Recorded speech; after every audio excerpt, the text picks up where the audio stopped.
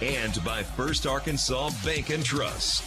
And the player of the game each week, brought to you by First Arkansas Bank and Trust in Clinton. Now, let's join our announcers for tonight's game. KHPQ Sports Director Jeff Hall and producer-announcer Mike Hawley. Get ready for tonight's Yellow Jacket football action on KHPQ.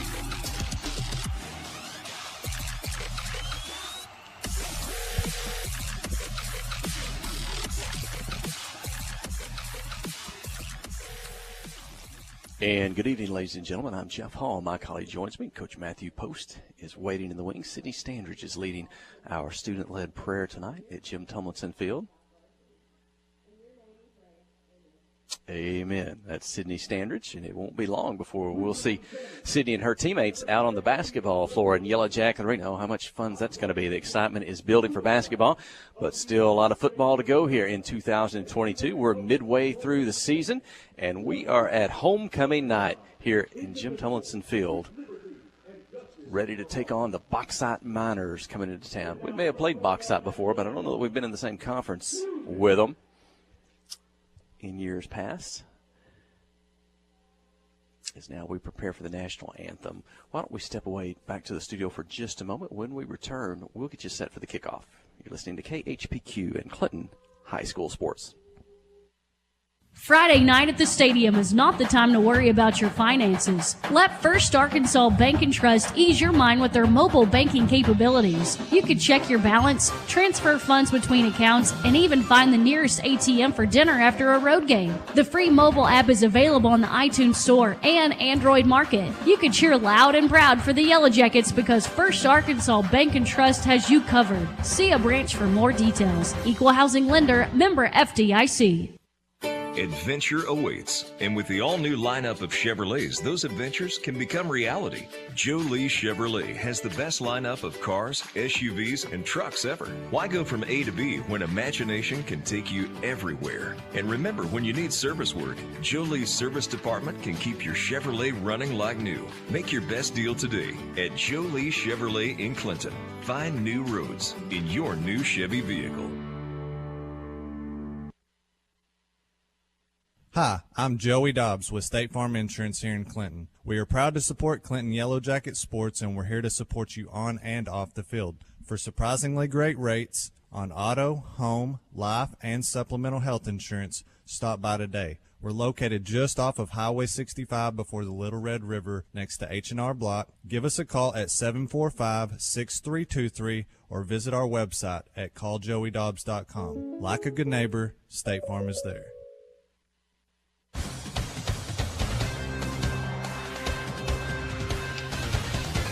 Hey, we are back. If you can hear my voice here in North Central Arkansas, you got time to come out to Jim Tumlinson Field. The crowd is swelling. Again, it is the Clinton High School 2022 homecoming. It's not just homecoming night, my colleague. It's homecoming weekend. I think for the first time in the modern era, maybe ever, there are some big festivities going on in downtown Clinton this week that kind of got kicked off last night with kind of a reunion up in the arena. Festivities today, I think tonight after the game. They may be watching the game on the big screen tonight downtown. There's going to be music, things going on tomorrow. I know there's a chili cook-off already, and then you got some reunion stuff. So there's a lot of folks here, a lot going on, a lot of excitement. Students here, they've already had the homecoming ceremony today. I've got the names of all the girls. Got to be there today. We don't have time right now, but we'll talk about those girls. There is a new queen on the Clinton High School campus, and hopefully we can get her up here to talk to us maybe at halftime, if not sometime through the evening, but we want to do that as well. So it's been a fun day, maybe too fun. You know, homecoming for coaches, head coach Chris Dufresne, sometimes they get a little leery of these weeks when you get a lot of distractions going. His football boys had a big role in that pep rally today, but they've had 2 weeks off. Hopefully they're ready for football tonight to take on this conference foe, the Bauxite Miners. A lot to play for when you look at that conference schedule. Some developments last week when the Clinton had the bye week. Boy, we saw one of the teams get a big win that Clinton faced earlier in the week. And now as we head down this home stretch, the second half of the season, we'll start looking at the playoffs before too long and what the Yellow Jackets need to do to get themselves in the right position. They could get that started tonight with a win over the Bauxite Miners. Well, let's bring Mike Holly in, get you set for the kickoff. How's this game shaping up for tonight? Yes, The break came at a good time for the Yellow Jackets. The first 5 games went 4-1. You couldn't ask for much more than that. Jackets 2-1 in conference play. They're ranked number 18 this week by Houghton's Arkansas football. Bauxite comes in ranked number 21. They are 4-2. They played 6 games coming into tonight. They are 3-1 in conference play, and they're currently on a 2-game winning streak. Yellow Jackets, coached by head coach Chris Dufran, 137 wins, and his 22nd year as the head coach, 28 years overall coaching football. Caleb Perry, a former Arkansas Razorback back in the days of Houston Nutt, head coach at Bauxite. He's 10-18 in his 3rd season. They were 2-8 last year, but don't be fooled. They played in the toughest 4A conference in the state last year. They played the likes of Nashville, Arkadelphia, Joe T. Robinson, and Ashdown. So they played tough competition the last few years in the 7-4A conference. Now they're a member, along with Clinton, as members of the Conference 4A. Yellow Jackets were off last week. They had some players need to get healed up from some injuries, and hopefully that happens tonight. They'll be fresh and some fresh legs. Bauxite had a 34-14 win over Pottsville last week. It was 17-14 in the 4th quarter. Pottsville turned the ball over. Bauxite had a pick 6, went on to win by a score of 34-14, breaking the game open in the 4th quarter. These two teams, I believe, I don't have full confirmation, but they met, I think, back in the 1960s. They have definitely not met in the 2000s, so over 20 years. I think they may have played a game in the 1960s, so not much to go for as far as the series between these two teams. They're very experienced. They have 19 starters back from last year. They are a heavily senior-laden ball club. They're going to run the spread, but we noticed last night in the junior high game, they run a lot of trick plays out of the spread, halfback passes, flea flickers, things like that. They're going to throw it around the field. They're going to throw the football. Probably our strength on defense is our secondary, our skill players, so maybe that'll play into our hands. They have an experienced team. They got some sophomores at running back, though. They do have 4 senior offensive linemen up front, and that always helps. They opened the season with a loss to a very good Star City team, 49-14, and then ran off a couple of wins over Monticello, 35-20 and 37-14 over Pottsville. They had a 28-21 loss to Lamar. That game was tied at 14. Lamar went on to win at Lamar 28-21. And they had a 41-12 win over Dover. So they come in tonight with a record of 4 wins, 2 losses. Got a 3-year starter at quarterback in Hunter Farrell, 6-foot, 210-pounder, runs a 4.6 40. He's a 3-year starter. He ran for 2 touchdowns last week against Pottsville. We'll talk more about that later. Yellow Jackets that loss 2 weeks ago at Haskell Harmony Grove. The player of the game that night was Brody Emberton, 6 catches for 108 yards and 2 touchdowns. He also ran for 39 yards in that loss 2 weeks ago to Haskell Harmony Grove. Jeff Hall, this is the 81st homecoming in Clinton High School history, dating back to 1939, and it's the 72nd homecoming on Jim Tumleson Field. First one played in 1950. Yellow Jackets played from 1939 to 1949 downtown where Davis Cash Lumber is. It was a baseball and a football field down there at that time. But this is the 81st homecoming, the 72nd here at historic Jim Tumleson Field. And there will be a lot of folks again here tonight that haven't been here in a while. Coming back, I think Mark Story, if folks know Mark, he's just a few years older than me. He's kind of helped put together this reunion weekend. Maybe they're calling it here in Clinton. The thing's taking place up here in downtown. I think he's coming from California. So a lot of folks here for the excitement. You can probably hear Brian Henderson on the public address system getting us ready. The players are running onto the field. They've come through the tunnel. And look at those students from the student body, the black and gold knight here at Jim Tumleson Field. They're sprinting off the field, having had that run through.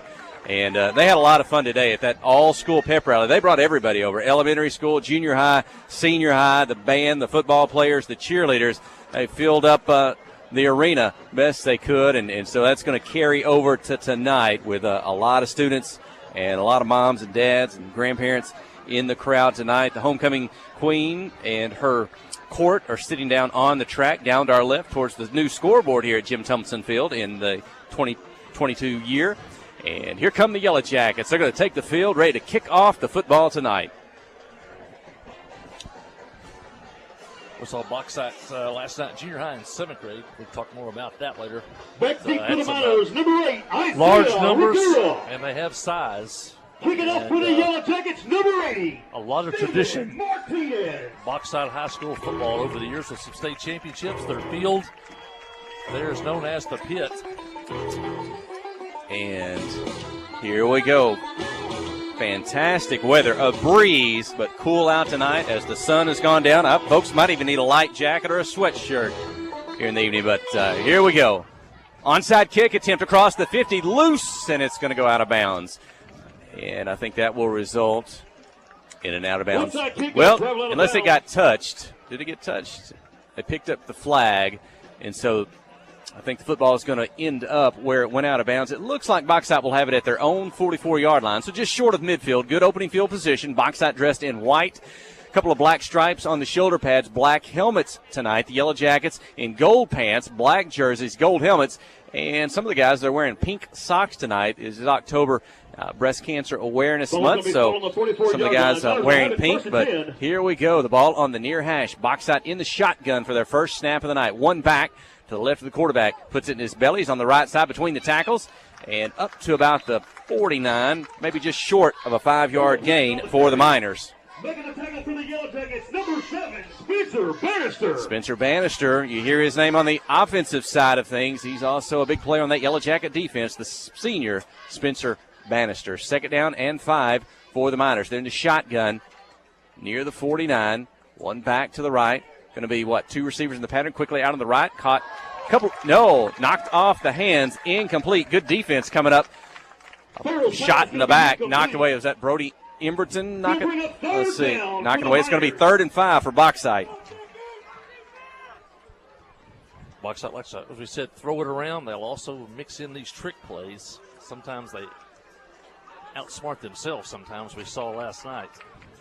Hunter Farrell, the quarterback, he's got good size for the quarterback position. Going to put a player in motion, right to left, fakes the handoff in. No, he gives the handoff in the front. Nowhere to run. Tackled short of the 50, maybe a yard at best. Going to bring up 4th down for Bauxite, 4th and 4, and the first big coaching decision of the night for the Miners. They're going to get quickly on the football. They're going to line up. Farrell's in the shotgun. Is he going to take a snap, run a play? Is he also the punter? 20 seconds on the play clock. Yeah, first he's going to try to draw Clinton offside, so it's a little bit of movement by the quarterback. I think they're going to probably go for it here. Defense, 3 down lineman. Linebacker, he's going to run. They're going to throw, trying to get behind the defense. Caught up at the 25, out of bounds. First down for the Miners. Good pass by the 3-year starter, Fennell. Hunter Pass was right on the money. Number 1, Marcus Single Whibley. coverage. Yellow Jackets had Brody Emerson out there, but the pass was just pinpoint Play's perfect. going to be good for a the Miner first down. And that was pretty. And quickly, their back line of scrimmage. Shotgun, put it in the belly. Hit in the backfield. Going to be tackled. Dropped behind the line of scrimmage. A loss on the play. That Yellow Jacket defense. Making the tackle, number 11, Cameron Scott. Cameron Scott on the tackle. That's almost a 3-yard loss for the Miners. Scott back after dislocating his shoulder 3 weeks ago. That's one of those players the bye week was good for. He gets back into action and makes his presence known quickly. Is that the pistol? Looks like a back going to drop back. Farrell to pass. He's got a short back. He's going to get out, catch the pass. Down the sideline. First down up near the goal line. Tackled there, maybe just short of the goal line. Looks maybe the 2. First and goal for the Miners. Looks like they're going to quickly run up, get on the ball, maybe try to snap it quick. Tackle for the Yellow Jackets, number 5, Dawson Maynard. Screen pass. They allowed the Yellow Jackets left side of that defensive line to get penetration, but that was the intent. Let them rush upfield and drop it over their heads for the screen pass, and it was effective. They will snap the football. Farrell's going to keep it himself to the right side, into the end zone. Touchdown, Bauxite. Miners 6, the Yellow Jackets 0. 10 minutes, 10 seconds here in the opening quarter. They take it down the field and score. 1:50 into the ball game. A big pass on 4th down. The main play on that drive. Another pass got them down to the 2, and then the touchdown by the quarterback, Hunter Farrell. It looks like the Miners will attempt to kick the extra point. They'll snap the ball from the 3. The hold will be at the 10. The kicker had a 27-yard field goal last week at Pottsville. It's up. Hey, that might be. Is that? It's good. Miners 7, the Yellow Jackets 0. Clinton with their first possession when we return. You're listening to KHPQ and Clinton High School Sports. Adventure awaits, and with the all-new lineup of Chevrolets, those adventures can become reality. Joe Lee Chevrolet has the best lineup of cars, SUVs, and trucks ever. Why go from A to B when imagination can take you everywhere? And remember, when you need service work, Joe Lee's service department can keep your Chevrolet running like new. Make your best deal today at Joe Lee Chevrolet in Clinton. Find new roads in your new Chevy vehicle. Wherever the river flows and however the game goes. The River Company is a proud sponsor of Clinton Yellow Jacket Sports. Just like in sports, you want someone who has your back. The professional team at the River Company Insurance does just that. They'll work hard to find you the most coverage at the best possible price. Whether it's business, farm, ranch, personal, or automotive, the team at the River Company will get you exactly what you need. Sports is a team effort, so come join the team at the River, formerly S&P Insurance.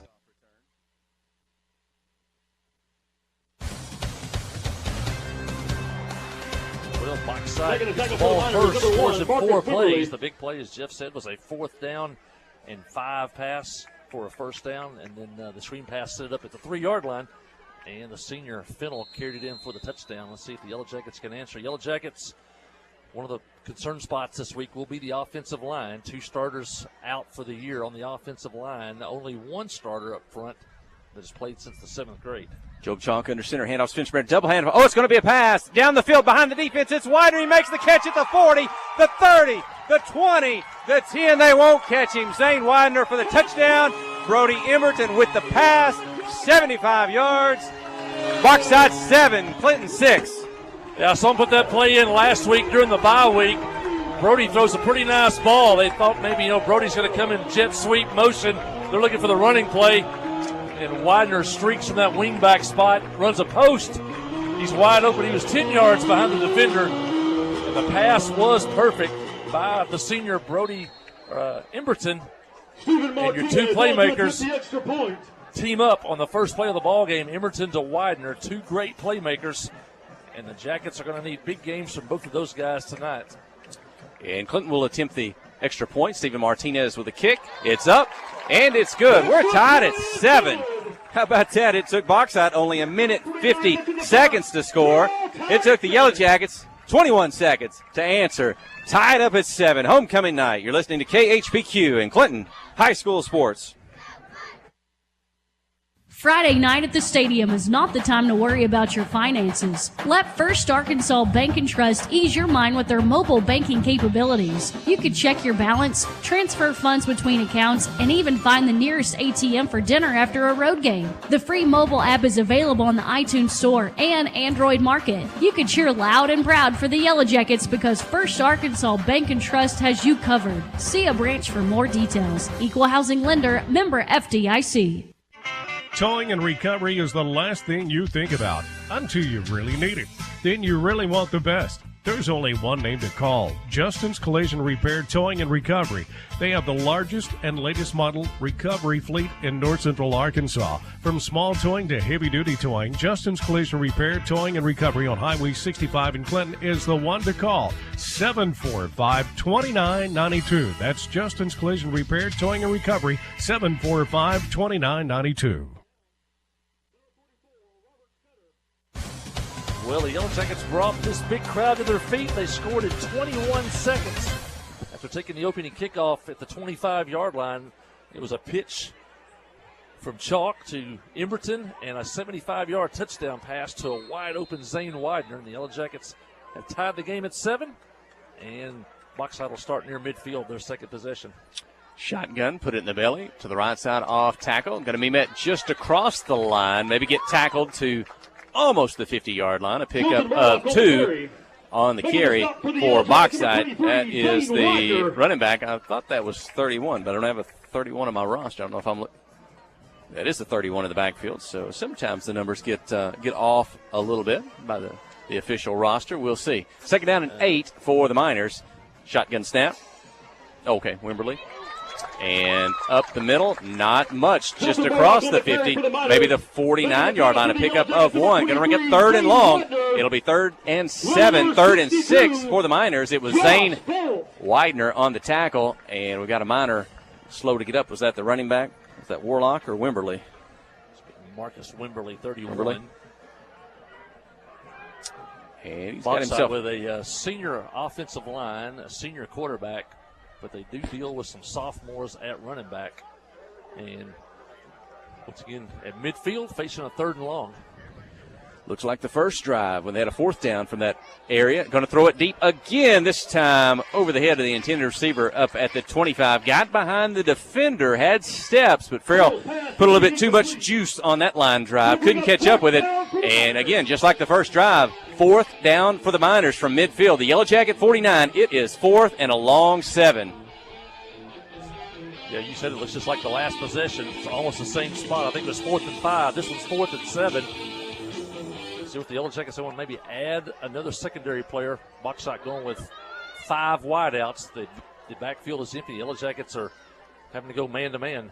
Farrell's going to be 5 yards deep. Take the snap at his own 45. Big rush up the middle. Is going to throw it. Tipped. Can't pull it in. Incomplete. The ball's going to go over on downs to the Yellow Jacket. Clinton offense is going to come out the field, take it at their own 49-yard line. 8 minutes, 31 seconds in the first quarter. We're tied at 7. They went without a tight end, so the Yellow Jackets got pressure off the edge, just enough to force that pass from Fennell to be a little bit quicker than he wanted. Went off the fingertips of the receiver. He was short of the first down at the initial contact, but he couldn't hang on to it. And the Yellow Jackets had the ball at midfield and a chance to maybe take the lead.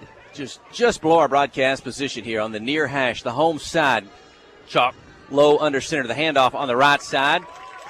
Through that line up to the 46-yard line. That's a pickup of almost 5 yards on the carry. That was Bryston Venable, number 15 for the Yellow Jackets.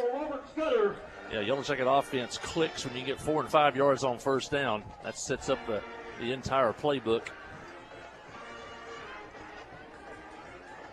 And Clinton's going to split wide receivers. 3 to the left side, 1 on the right, 1 back in the field, just to the left of Chalk in the shotgun at his own 50. He's going to quick pass out to Emberton. Tries to get a couple of blockers in front of him, makes a move, stutters a little bit, maybe makes a miss. He'll be up near the first down marker. I think he might be just short. Let's see. Marker's at the 41. He's going to be back at the 43.5. So it's going to be 3rd and not quite 3 for the Yellow Jackets at the Bauxite 43.5-yard line. I know Clinton, the coaches want to get the ball in the hands of the playmakers. So get that ball to Brody Emberton, see what he could do with it. Bauxite did a good job, though. They had 3 defenders on 2 blockers out there. Under center is Chalk to give right side off the tackle. Venable again. Hey, he meets a couple of Miners now. He's going to keep pushing, keep fighting. Now everybody's in the pack. You got 20 guys, black and gold, white, pushing that pile, and I think they're going to push him to the 41. Let's see if it's a first down or if this might be a measurement on that 3rd down run by Bryston Venable. He got hit maybe at the line of scrimmage or just behind, but he stayed upright, kept moving, then he got that push. And I think they will have to stop the clock and do a measurement here with 7 minutes remaining in the first quarter. Yeah, he was initially stopped short of the line to gain, but the Yellow Jacket offensive line and the backs came in and pushed the pile forward. So he's going to be really close here, and there is going to be a measurement coming in from the far side. But Yellow Jackets, whether they get it here or not, they'll definitely, if not, go for it on 4th down.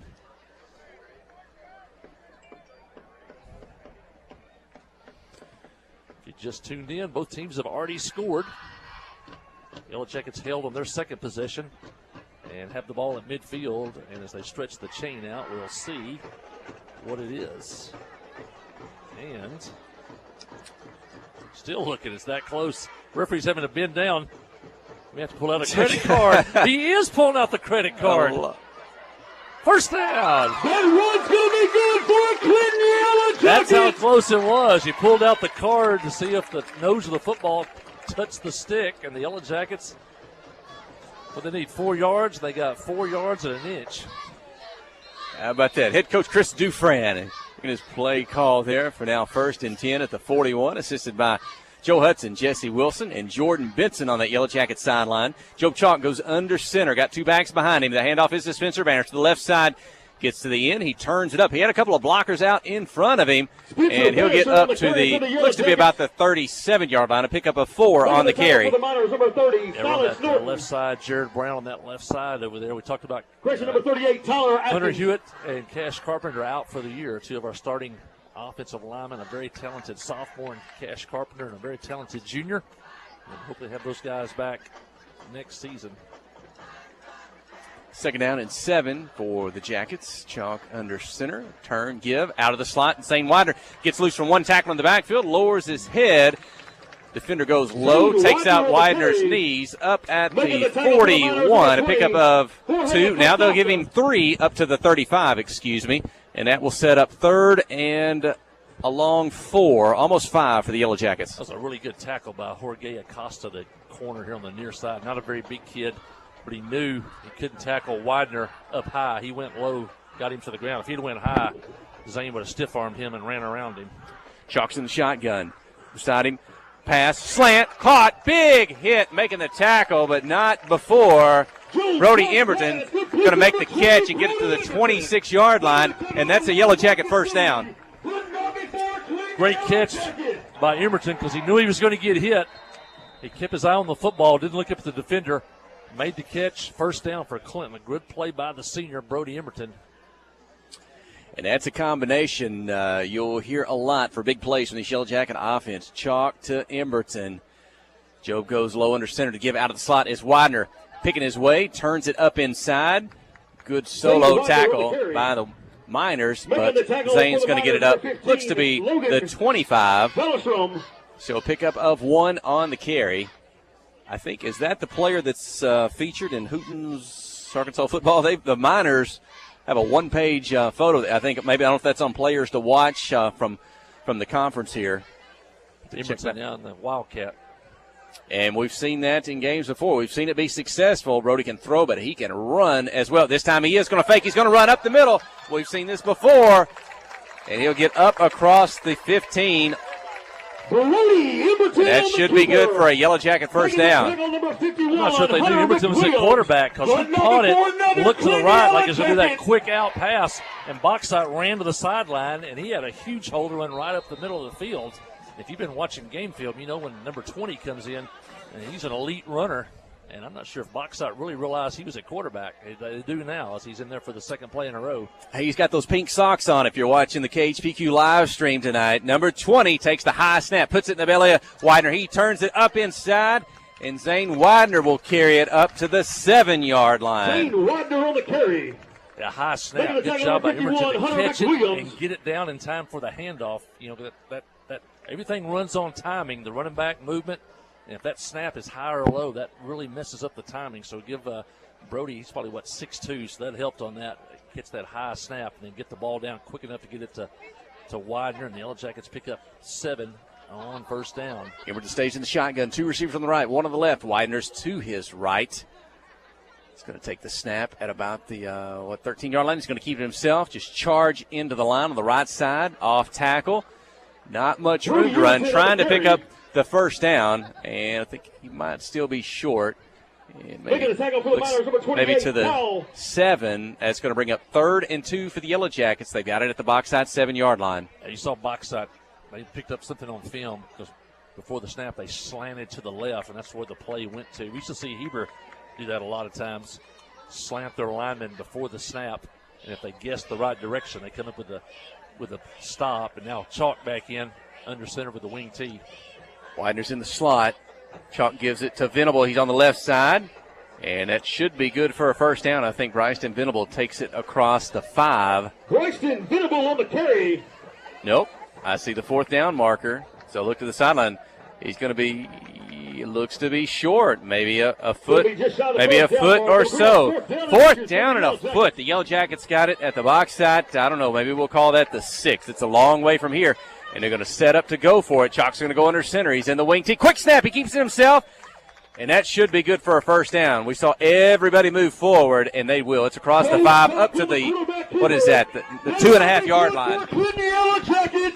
Yeah, you can see he's going up there, too. He's going to go on first sound. Use the normal routine for the Yellow Jackets. Down, set, hut. That time they went on the first sound. Caught Bauxite a little bit flat-footed. And gets down near the 3-yard line. The Yellow Jackets, this drive started at their own 49.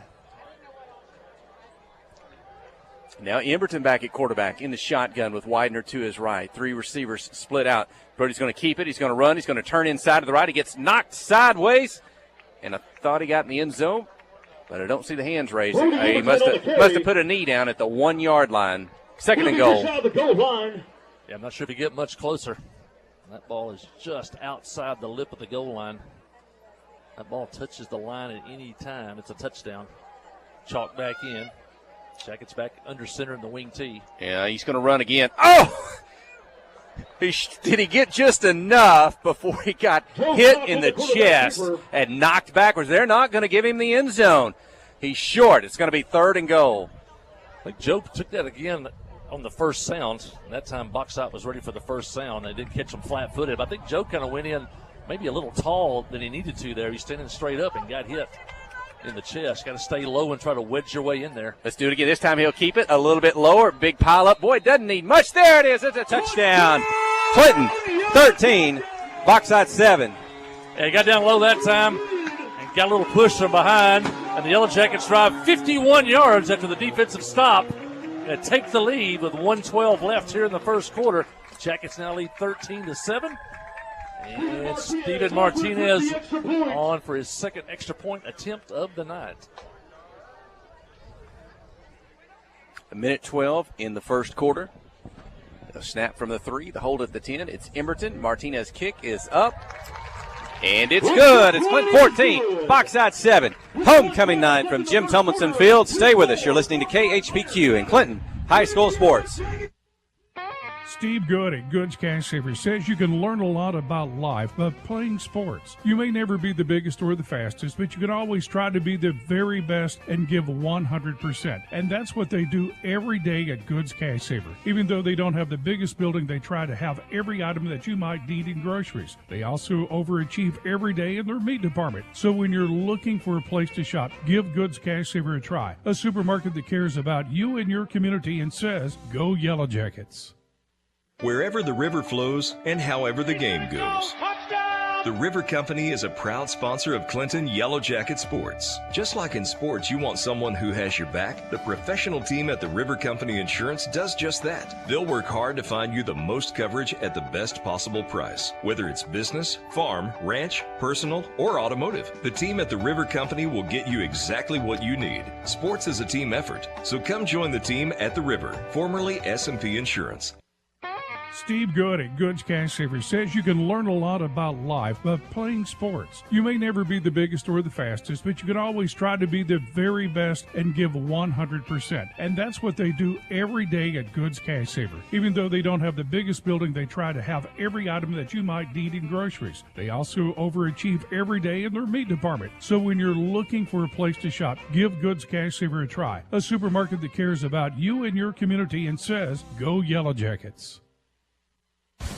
Well, the Jackets take the lead. They cap off a 51-yard drive on a Joe Chalk 1-yard quarterback sneak, and the Jackets lead 14-7 here late in the first quarter. Quarterback keeper on the right, gets through the line, gets to the 50, the 40, and drops the football. Is it a fumble? Was he down at the Yellow Jacket 45? A couple of Yellow Jackets making the tackle from behind, and going to be shaken up a little bit as Farrell got tackled forward. He burst through that line, and for a moment there, it looks like maybe if he could outrun those Yellow Jacket defenders, but he's tackled, and he is shaken up a bit as the Minor coaching staff going to come out and check with him. It was not a fumble. They're going to say he was down before that football hit the turf. Of course, it may be something else, but I don't know if he may have landed on top of the football also. The Yellow Jackets ran him down from behind, ran a quarterback draw, got into the second level, and the big 6'2 senior has speed. And at least as far as the Clinton sideline, here comes Dr. Keith Coward and physical therapist Richard Matthews. Let's see if they're needed. As looks like the entirety of the Bauxite staff is out there on the field. Clinton's got the emergency medical technician staff is here as well. They're on the sideline, ready to go if their services are needed. The junior high game last night, the Bauxite junior high outstanding quarterback got hurt about midway through the fourth quarter, but they had two other possessions, and he came back onto the field. Wasn't quite the same after that, but they had. Now we see. Well, unfortunately, they have called in the EMT staff to come out and check on Hunter Farrell, the quarterback for the Miners. We'll see. Just about. I think that junior high game had an exciting ending. You made that trip yourself, didn't you, down to Bauxite? Tell us a little bit about that game last night. It was one of the best junior high games I think I've ever seen. Of course, the Yellow Jackets have an outstanding junior high team, a freshman-laden football team. Bauxite was also 3-1 on the year, playing at a very hostile environment at the pit there at Bauxite. It is a pit. There is no track, and the seats overlook the field. The Yellow Jackets, they trailed 14-0, and they trailed 20-7 and 20-8 at the half. In the first half, Bauxite had the ball for 11 and a half minutes. Yellow Jackets got one play in the first 11 and a half minutes. Bauxite took 6 minutes off the clock, turned it over. Alex Huey had an interception. The first play Clinton had it, they fumbled. And then Bauxite ran off 5 more minutes and scored a touchdown. So Clinton had the ball for one play out of the first 11 and a half minutes. They trailed 20-8 at the half. They trailed in the fourth quarter by 10 points with 6 minutes to go and rallied to win. Ryland Jones had a whale of a game last night. They all did. Ryland scored a 75-yard touchdown run with about 4 minutes left. That's the first time Clinton had taken the lead, and they finally got a defensive stop as Bauxite had scored on almost every possession too. And the Yellow Jackets took the lead, got a stop, and ran out the clock, and it was a heck of a junior high football game last night at Bauxite. Junior Jackets are now, I think that makes them 5-1 on the season. The only loss came against Class 5A BB. The Jackets led in that one and got beat 40-38 and had the ball at the 2-yard line when the game ended in that one. So, but 7th grade lost their first game of the year last night. They're now 4-1 on the season. And you hate to see an injured player, especially a senior, a 3-year starter out there. And all the years that he's put into football here. Looks like we're going to have maybe a considerable delay here, Jeff. Yeah, I think they are. They're coming out to they're going to wheel out a gurney from the EMT staff. Medic 1 is here tonight. They do have an ambulance waiting just outside the track. You know, they may interfere. I read maybe Wimberly or one of the running backs also worked as the backup quarterback. And so maybe who we see as quarterback is one of those 2 sophomore running backs. What a crowd tonight for homecoming, and you got to tip your hat to Bauxite over there. They do have the band in the bleachers, but they did fill up all the visiting bleachers on the far side, and all of we always talk about it. We know there's a great crowd when there's cars parked up to the left of the Fine Arts Building in the old field house, and all of our great fans set up on the hill over there and watch the game and listen in. And what a great crowd, and what a night for football. First football weather of the year. And it started early. I think PD Baptist Church, they were here with hot dogs and hamburgers, and the band was out there, and there was quite a crowd. That was about, I don't know, I rolled through here just after 5:30. Probably had been going since 5 o'clock, maybe then, but that got everything started early, so a lot of buzz here tonight. I think I haven't stepped over to visit with Laura O'Neill yet. I think the live stream is running okay over there. If you want to watch tonight's broadcast, you can on the KHPQ Sports YouTube channel, I believe, or the KHPQ Facebook page. First Arkansas Bank and Trust, Cowboy Dodge, part of our big sponsors with the live stream for that, along with others helping out with that. So you can watch the broadcast and listen to our audio that's piped into that. Tonight for the radio, anywhere around North Central Arkansas, 92.1 FM over the air. You can listen anywhere in the world over the internet at www.khpq.com. Just go to the homepage, click on I'm not sure, listen live, or there's a link there from the homepage for the broadcast. Or if you're on a mobile device, a phone or a tablet, you can download the Hot Country KHPQ app from the Android App Store. I guess that's Google Play, or the Apple App Store, and you can listen to KHPQ programming 24 hours a day, 7 days a week, including the Trading Post program each and every morning at 8 a.m. by Sid King, and you can enjoy that. But wherever you are, you can listen to the broadcast. So we got homecoming week. I got folks in maybe from around the country tonight. You know anybody else, Clinton alumni, no matter where they may be around the United States or around the world, hey, send them a message or give them a call and tell them, hey, check into KHPQ 92.1 FM. Go through the internet, listen, and watch tonight's homecoming ball game. Well, again, Hunter Farrell, the quarterback, is injured on the field, and they are setting up, I believe, to transport him to Ozark Health Medical Center. So let's step away from the mic here in just a moment and back to the studio. Stay with us. You're listening to KHPQ in Clinton High School Sports. The Arkansas Food Hall of Fame is serving up the story of Arkansas's talented food entrepreneurs, mouth-watering restaurants, tantalizing food events, and creative cooks that shape our state's food culture. These flavors and traditions feed Arkansas's uniqueness and connect us to our heritage. Nominate the people, places, and events that preserve Arkansas's food heritage at arcfoodhof.com.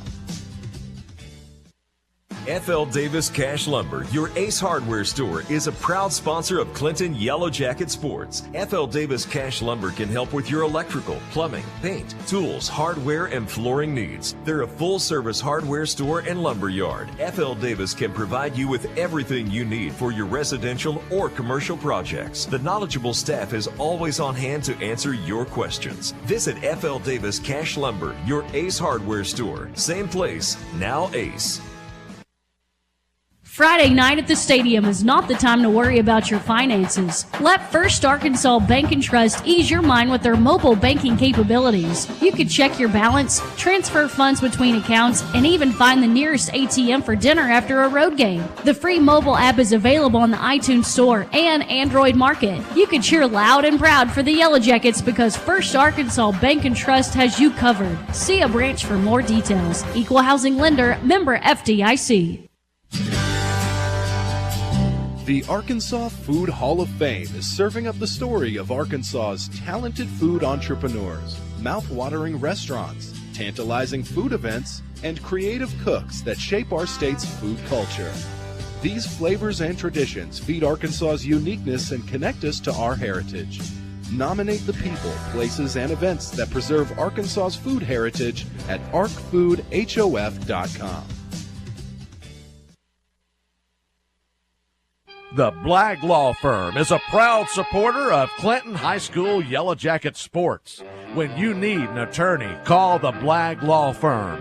Whether it's an injury accident, criminal defense, DWI, family dispute, or Social Security disability, Ralph Blagg believes in equal justice for all. Located on Court Street in downtown Clinton and on the internet at blagglaw.com. The Blagg Law Firm, a proud supporter of Clinton High School sports.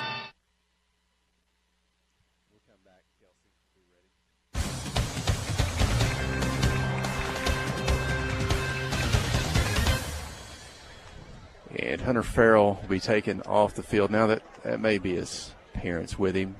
And he's on the cart with the emergency medical technicians to the Medic 1 ambulance waiting. I'm sure they're going to Ozark Health Medical Center. And the football players will have to play on. His teammates all came around, surrounded him to send him off the field. But they are lined up now. We're looking right down the line of scrimmage. It's Bauxite Minor football at the Yellow Jacket 44-yard line, 1st and 10. Snap the football out of the shotgun. Handoff. We believe that's Wimberly at number 31. He's met in the backfield. Dropped at the 45. A loss of 1 on the play. Murdoch on the carry. Murdoch. Okay. Making the tackle for the Yellow Jackets, number 5, Dawson Maynard.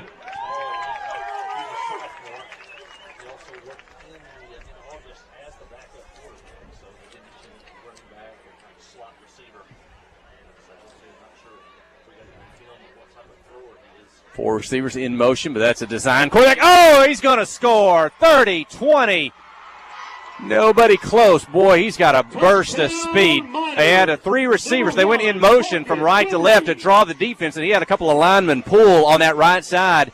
And once he got over there, he maybe untouched. It's Clinton 14, Bauxite 13, 16 seconds remaining in the first quarter.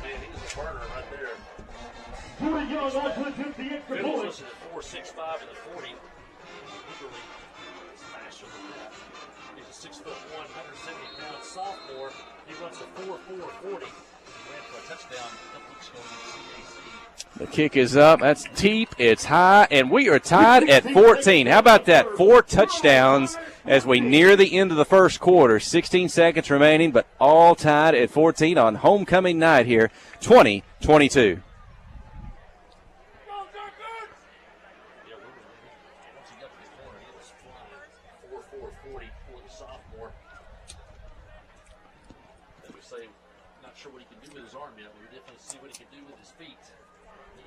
Back deep for the Yellow Jackets, number 22, Landon Rose.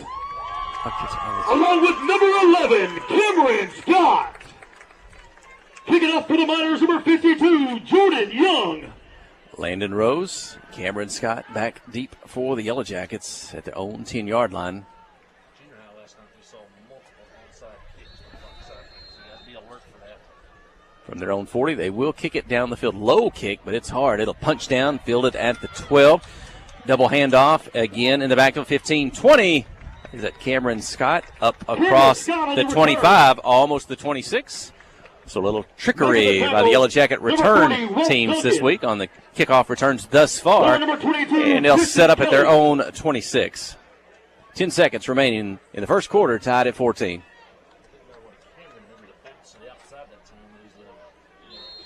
Everything's going to the left and handed off coming back to the right. And he kind of stayed in the center of the field there. So there really was didn't put any pressure really on the defense. They have to spread out a little bit. The Yellow Jackets have it the third time tonight. 3 receivers on the wide side of the field. Chalk's going to throw it away. It's the back out of the backfield. Bannister, good open field tackle coming out, taking Bannister around his ankles. He's dropped at the 25, and that may go for a loss of 1 on the play. Gustavo Rico. And after 1 at Jim Tomlinson Field, we are tied up. Yellow Jackets, Miners, conference game, 14 all. Stay with us. You're listening to KHPQ and Clinton High School Sports.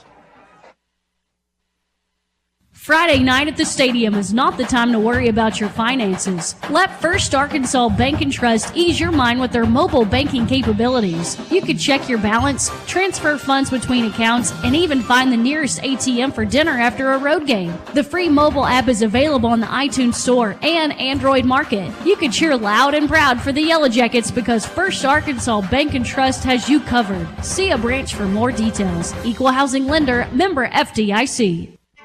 Towing and recovery is the last thing you think about until you really need it. Then you really want the best. There's only one name to call, Justin's Collision Repair Towing and Recovery. They have the largest and latest model recovery fleet in North Central Arkansas. From small towing to heavy-duty towing, Justin's Collision Repair Towing and Recovery on Highway 65 in Clinton is the one to call, 745-2992. That's Justin's Collision Repair Towing and Recovery, 745-2992. Well, as we come back to the second quarter, we're all tied at 14. Been a lot of big plays already tonight in this ballgame. The Yellow Jackets facing a second down and 11 as we start play in the second quarter. Chalk in the shotgun. Pressure's going to roll to his right. He gets the pass off. Widener's got it caught for positive yardage across the 30 to the sideline. He's at the first down marker, out of bounds. And let's see where they mark him. That's going to be good for a Yellow Jacket. First down up to the 36. Well, now it's back behind the 35, the nose of the football. It's going to be 3rd and a yard for the Yellow Jackets. Yeah, Chalk got a little bit of heat that time, and he got it off to Widener in the flat. Good pass by Chalk because allowed Widener to catch the ball at full stride, and he got up the sideline, and the Yellow Jackets needed 12, and he got 11 of it. And did Chalk keep it again? The quarterback keeper up the middle off the snap. Sideline official marks it at the 36. And it's a Yellow Jacket first down on the keeper by Job Chalk. Already the 4th time, I believe tonight, the Yellow Jackets have used the quarterback sneak. That tells you how important each of these possessions are. Get close to the first down, get the first down, and go on to the next series of plays.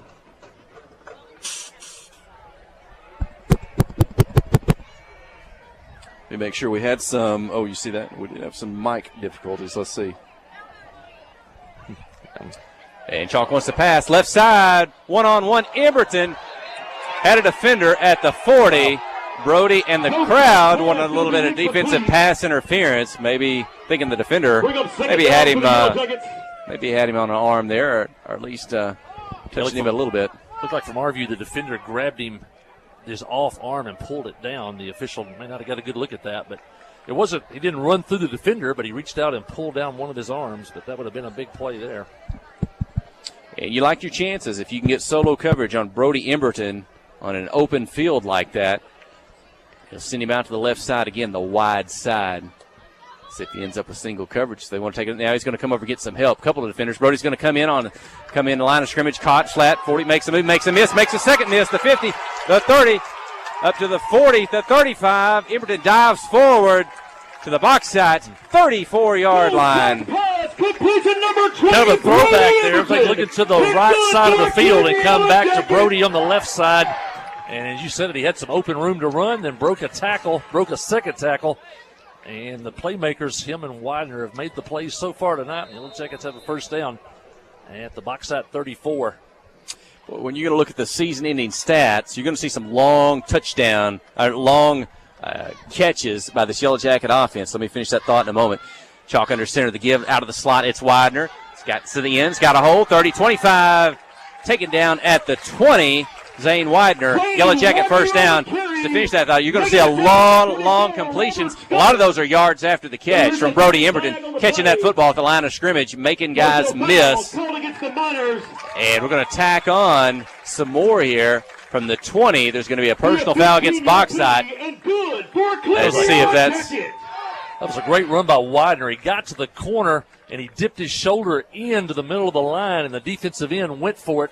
And then Widener dipped back to the outside and had plenty of running room, and then going to tack on half the distance to the goal line down to the 10 on a personal foul against Bauxite. And the Yellow Jackets started this drive at their own 26, I believe, and down at the Bauxite 10. And that's a 15-yard penalty from the 20, so that makes it half the distance to the goal line. The football's at the Bauxite 10. And it's first and goal for Clinton. Chalk under center, wing T turns, gives slot. Widener, he's hitting the backfield. 2-3 Miners going to take Zane Widener. Hey, there's a flag on the tackle back at the 15. And possibly sometimes is a face mask penalty. We'll see here what happens unless there was a lineman coming up for a block in the back late. We'll see who the call. They are talking to the Miner defense. Oh, it's a face mask. No. Is that a face mask on the offense? Personal foul, face mask called against it. Is a personal foul on the offense. So you don't see that often, but you see it on the defensive side when an attempt at a tackle's being made. You can see that helmet jerked around. It's the same call. If an offensive player does it, you reach up, you grab that mask of somebody you're trying to block or get out of the way. It can go against you. So that's a big one. That's after the loss on the carry by Widener back to the 15. 15-yard face mask paddle. That's a net loss of 20. It is first and goal at the Miner 30-yard line. And Yellow Jackets may be taking a timeout here. 10-19, second quarter. Clinton 14, Bauxite 14. Well, we talk about the Yellow Jacket offense and the wing T. You got to stay on schedule. You don't like lost yardage plays or penalties. And the Jackets had first and goal at the 10. And now they're looking at first and goal out here at the 30-yard line. So, also got Steven Martinez. Remember, he's a weapon at kicker, so try to get close as we can. If we can't get it in here, maybe get him into field goal range. I don't know if Sid's listening in. I completely unplugged and replugged my microphone. We're watching our blinky lights here, and everything looks normal on it. Let's see how it comes across the radio. It's Clinton's first time out of the half. If you just tuned in, Bauxite drove 50 yards to score in their first possession. The Yellow Jackets hit a 75-yard touchdown pass to score from their first play from scrimmage. The Jackets then scored to go up 14-7 just moments ago. Wimberly scored for Bauxite, and we're tied at 14. Chalk in the shotgun back to 35, and pressure up the middle in his face. Looks like Joe threw the ball into the turf behind the line of scrimmage, and that's going to be intentional grounding called You don't see that often, but Chalk trying to avoid the sack behind the line of scrimmage. Had nothing to do but be tackled or throw the football in forward into the turf. He does. Arkansas High School football. That's going to be grounding against what was 1st and 30. It's going to be backed up to the 43-yard line. Keep it down the same. Oh, it is a loss of down. It is 2nd and goal at the Bauxite 43-yard line. You don't say that often in your football broadcast. If something happens here, let's call that in tonight. Call Hootens Arkansas football. The Yellow Jackets had 2nd and goal at the 43. You know, we had a team a couple of years ago that was really good at getting out of these situations. Chalk going to throw it deep. Single coverage. Emerton. Jump. Bowen makes the catch. He hangs on. What a catch. Emerton at the 11. He gets back 33. Brody Emerton, the pass for Joe Chalk. Single coverage again with Jorge Acosta down at the 10. Emerton's probably got a 6 or 8 inch height advantage. Threw it up like a jump ball. Emerton, the basketball player, came down with it. And the Yellow Jackets are almost back where they started this. 1st and goal at the 10. And now they're showing 3rd down and goal from the 12. A manageable play here. Can they pull one out of the fire here on homecoming night? When I say jump ball, not necessarily the ball was just hanging in the air for either player. Brody Emerton went up in the air, I think made that catch maybe over the head of the defender and came down with it, hung on to it to make that big 33-yard reception. 9:40 clock running here in the 2nd quarter, and the play clock ran down, and then they reset it. So it's at 15 seconds now as the Yellow Jacks break the huddle. Shotgun for Chalk. 3 receivers for the right, 1 on the left, 1 back. He gets Boston and Venable. And now, is it a timeout we have to talk about? Maybe a defensive timeout. It is. Bauxite takes the timeout. The Yellow Jackets talk it over. They huddle up just off the sideline. Head coach Chris Dufresne, Joe Hudson, Jesse Wilson, and Jordan Benson. This Yellow Jacket coaching staff. Yellow Jackets went to the line of scrimmage with 4 wideouts, no tight end, and a running back in the backfield. The key without that extra blocker, that tight end, is you got to give Chalk time to throw.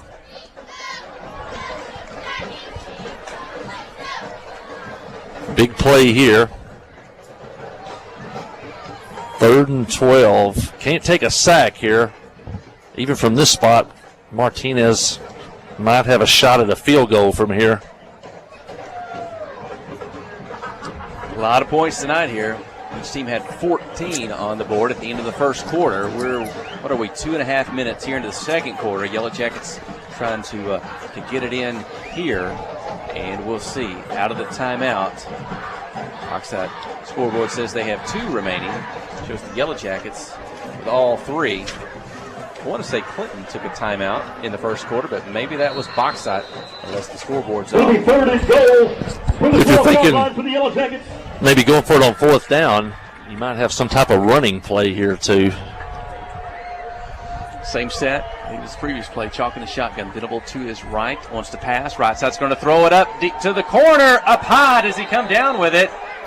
Incomplete. Try to throw it deep on the outside to Widener with 1 defender.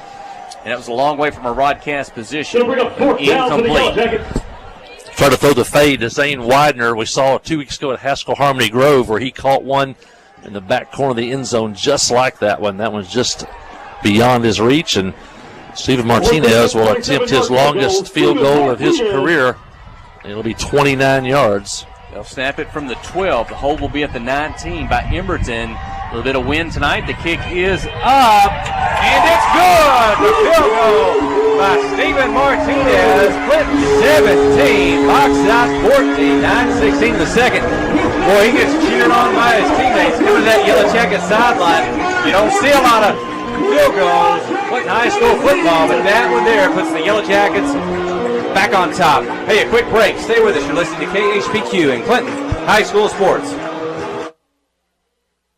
Adventure awaits. And with the all-new lineup of Chevrolets, those adventures can become reality. Joe Lee Chevrolet has the best lineup of cars, SUVs, and trucks ever. Why go from A to B when imagination can take you everywhere? And remember, when you need service work, Joe Lee's service department can keep your Chevrolet running like new. Make your best deal today at Joe Lee Chevrolet in Clinton. Find new roads in your new Chevy vehicle. Tonight's Yellow Jacket football is brought to you in part by these Yellow Jacket boosters, by Regions Bank, by Miller Sanitation, by Troy Groszowski with Edward Jones of Clinton, by Warren Chiropractic and Wellness Center, by Van Buren County Veterinarian Clinic, by PSG Heating and Air, by Tharp's Barbershop, and by Academy Mortgage. These fine sponsors help bring you tonight's game.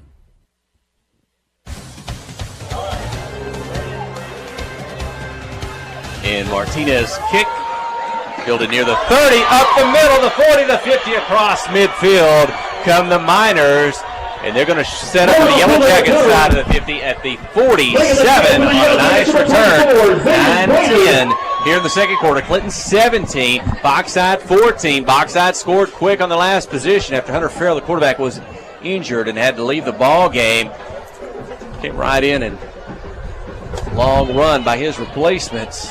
Scored the touchdown for Bauxite. Let's see what they do here.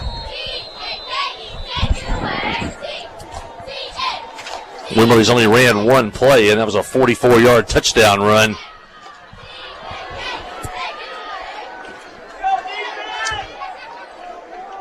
Fiddle was hurt late in the first quarter. Jared Brown, the defensive line for the Yellow Jackets. Shotgun snap, one's going to keep it again up the middle. Widener's going to swing him forward. He almost got loose up at the 33-yard line. Another burst to see. Once he hit that line, and got to Zane Widener. Zane was able to got the strength to hang on. Boy, he's got some quickness. Will be good for Bauxite. First down. First down, Miners. We may see a lot like we saw on that quarterback from Mayflower. He carried the ball 28 times here about 3 weeks ago. Didn't he have over 200 yards or 250 on that night? Yeah, about 274.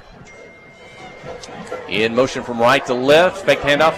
No, it is. It is the pitch forward, but tackled behind the line of scrimmage at the 35. Going to be a loss on the play. Second and 12. Bauxite. Landon Rose on the tackle for the Yellow Jackets.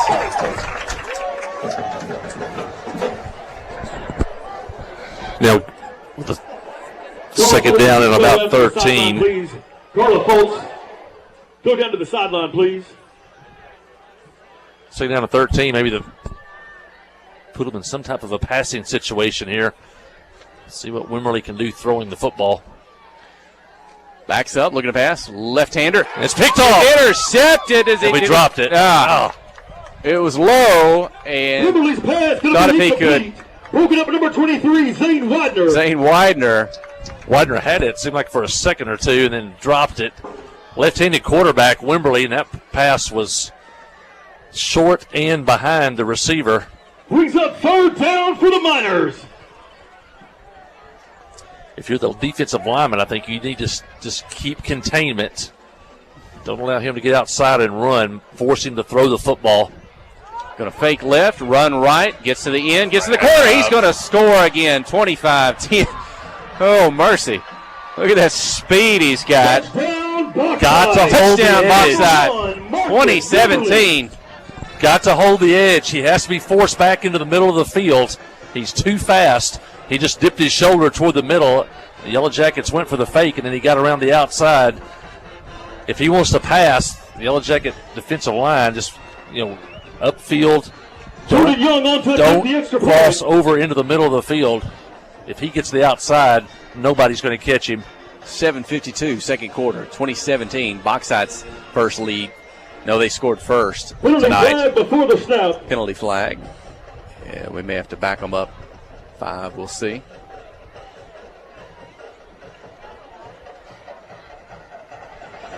Unless he picks up the flag. Bishop will pick up the flag. He'll wave that off. So we'll keep the football at the 3. The snap will be to the 10. The hold there. And the ball is in the air. It's up. Boy, it's deep, it's high, and it's good. Bauxite 21, Clinton 17, 7:52 in the second. You're listening to KHPQ and Clinton High School Sports.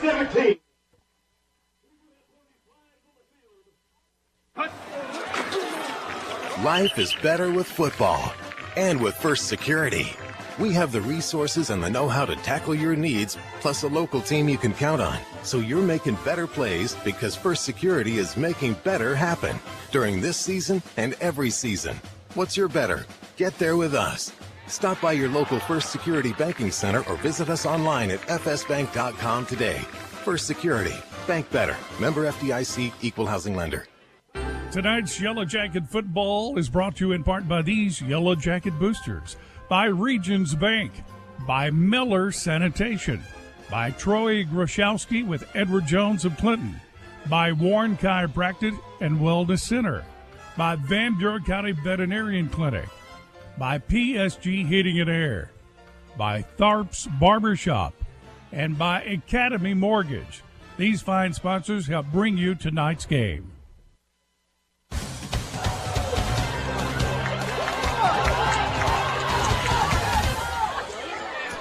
And Zane Widener can answer. He fields that kickoff at about the 30. He'll stay on his feet across the 40. And then there's a little rumble on the sideline that gets the crowd going, but no yellow flags on that one. But there were personal fouls on that extra point attempt on both teams, and so this one may be getting a little chippy. We'll have to keep our eyes on it here with not quite midway through the second quarter. I'm not sure if they saw the game film either. They kicked that ball straight to Zane Widener. Widener gets up to the 44-yard line. Took about 6 guys to knock him out of bounds, and they want to kind of continue the play over toward the track. See, he didn't want to go out of bounds. He stopped at his angle, short of going out of bounds, and was ready to make that cut back towards the middle of the field before they came up and were able to wrestle him out. Brody Everett's going to be the quarterback in the shotgun. Gives it to Widener from right to left. Shakes, jukes, tries to get up the middle. It'll take 3-4 Miners. They'll take him down at 45. Well, Mike Holly, let's go back in history a little bit. We've only seen Wimberly, the quarterback for Bauxite, I think, run 3 times in the ballgame. So I don't know if we should say this early, but I'm trying to think of a player who we've seen with his speed that just appears to be that much faster than everybody. I don't know. I'm trying to think going way back of Yellow Jackets. I remember Ben Frey from our early years was that kind of player who had that kind of speed who you just couldn't catch him. Let's think of some more through the years that here on homecoming night. Brody Emberton in the shotgun from the 45 high snap. Keeps himself, gets to the right side, met at the line. Looks like, and he's going to go down there at the 45. He might have lost about a yard. It's 3rd and 9 for the Yellow Jackets. Yeah, I remember Michael Perry, Pottsville in our early years. Number 38. Just the young man from Mayflower just about 3 weeks ago looks a lot like this young man. Down for the Yellow Jackets. Quarterback at Little Rock Mills. We only saw him as a 9th grader. He's still the quarterback at Mills, and they are really good this year with a young man named Ringo. It's 3rd and 9. Yellow Jackets at their own 46-yard line. Chalks low under center. It's the wing tee. He's going to fake the handoff, going to pass, got pressure. He's going to get it off. He's going to throw it down the middle field. Zane Widener trying to come up with it. Trying to come up with the interception as the Miners make it off a tip, but it's incomplete. It's going to be 4th and 9 for Clinton. They're at their own 46. Do they go here? Do they punt? You know, they're going to set up, and it looks like a shotgun formation with Zane Widener and Joe Chalk. Widener is the punter, and he can drop back for that short drop punt. Had Widener open on that, but just couldn't get anything on the throw. Had to throw off his back leg. 15 seconds on the play clock, and Widener will drop back a little bit. He'll take the snap, get the kick. It's been very good punter this year. This one's going to go down the field. Nobody return it. Bit of a short kick. Going to roll out of bounds at the Miner 26. They will have the football there. Another similarity, I was looking at players. I think I asked him, I don't know if that was the Haskell game. I said, when have we seen a receiver like Brody Emberton and what he's doing this year and his height, his speed, his yards after the catch, things he's doing. I think one of the guys you mentioned was Hunter Treese. And I just thought a while ago on one of those runs, Brody's quite a bit taller than most players out on this field. He's taller than Hunter Treese, but kind of watching how Brody kind of slides. He's got a deceptive speed. I don't know if he's taller and long-legged, but I remember Hunter Treese was kind of like that. He could just kind of slide and cut and get his way through people, and And how he did that at times, I wasn't sure, but maybe Emberton's got that kind of ability. Handoff, Miners up to the 28. They used to call Hunter crazy legs to get in the open field, and turning those legs. Not sure if he's quite as tall as Brody. We always saw tall wide receivers when we played Harding Academy. But on the Clinton side, yeah, we've usually had small, quick receivers. Nobody did really the size of Brody Emberton.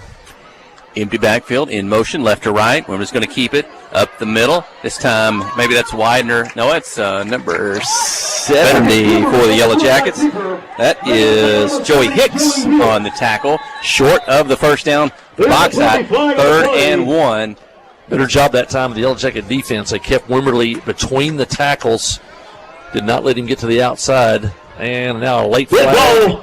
Personal foul calls against the Yellow Jackets. And unusual to have maybe this many personal fouls in the first half of the ball game. That's at least a couple against the Yellow Jackets. So, you know, that's something the coaching staff is not going to like. Maybe when they talk that over at halftime.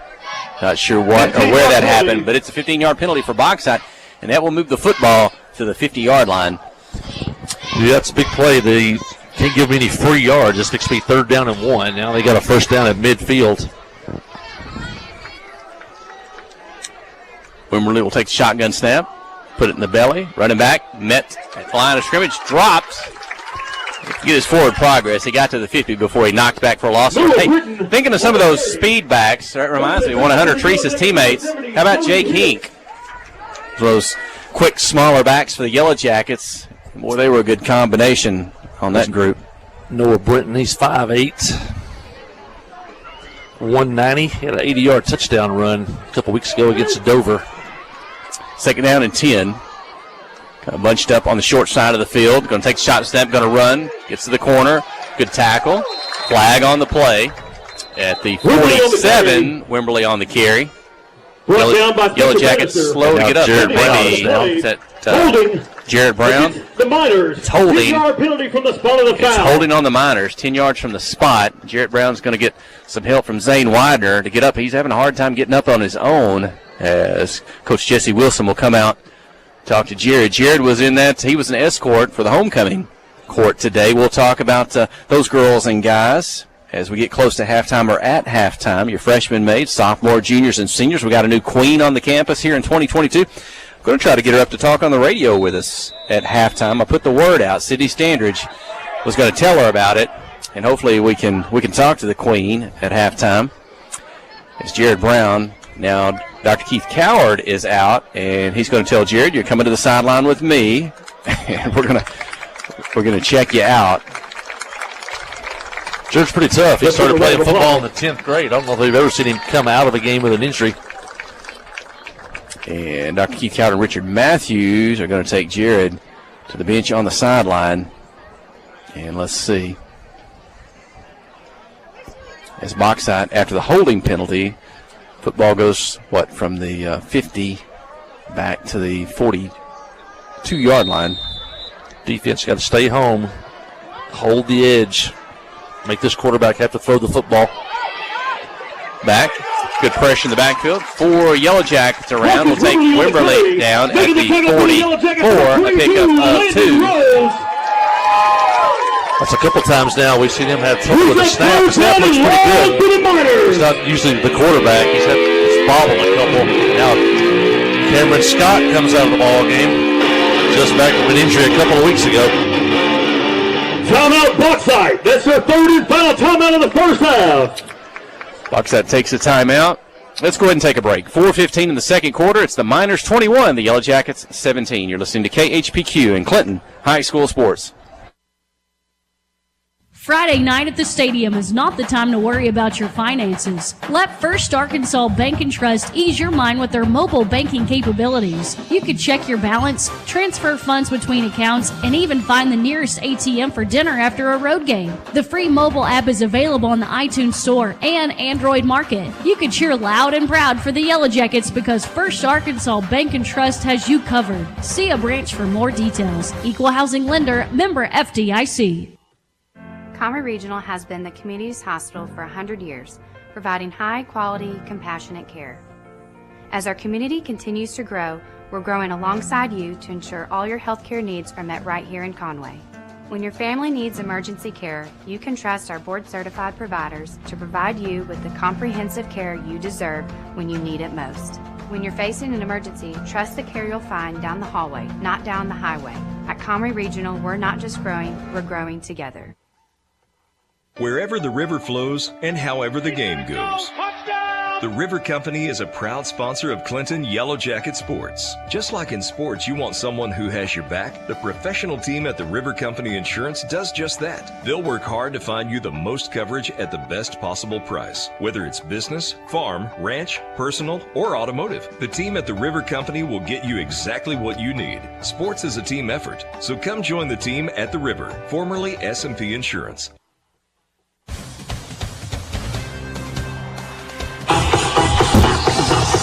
Well, we come back to play. It's a big third down and 15 for Bauxite. 4:15 left in the first half. Jackets trail 21-17. Quick shotgun snap to somewhere looking pass. Loads up down the middle of the field. Caught at the 30 to 25. Tackled across the 20-yard line. First down for the Miners. Flag back at the 48-yard line. Number 2, Noah Britton. Flag back near midfield. Kind of away from the football. Did a defender hang on to somebody early, one of those receivers? May have had a receiver line up leave wrong. The line of scrimmage too soon or not line up on the line. Yes, coaching. You know, too many players in the backfield. If that receiver didn't line up on the line, he's considered part of the backfield. And looks like he's protesting. As if head official's about to make the call, and official says, step back towards the sideline. Now they'll come over and talk about it some more. It's a big play, though. He was open. They caught it on the post pattern down around the 25-yard line. He was wide open. A lot of air into that pass, but he was so open, nobody could come in and close in on the play. One of the assistant coaches came out, and they got him back to the sideline pretty quickly over there. A lot of times the officials, football or basketball, they'll let the head coach talk a little bit. But they do not want to let the assistant coaches talk.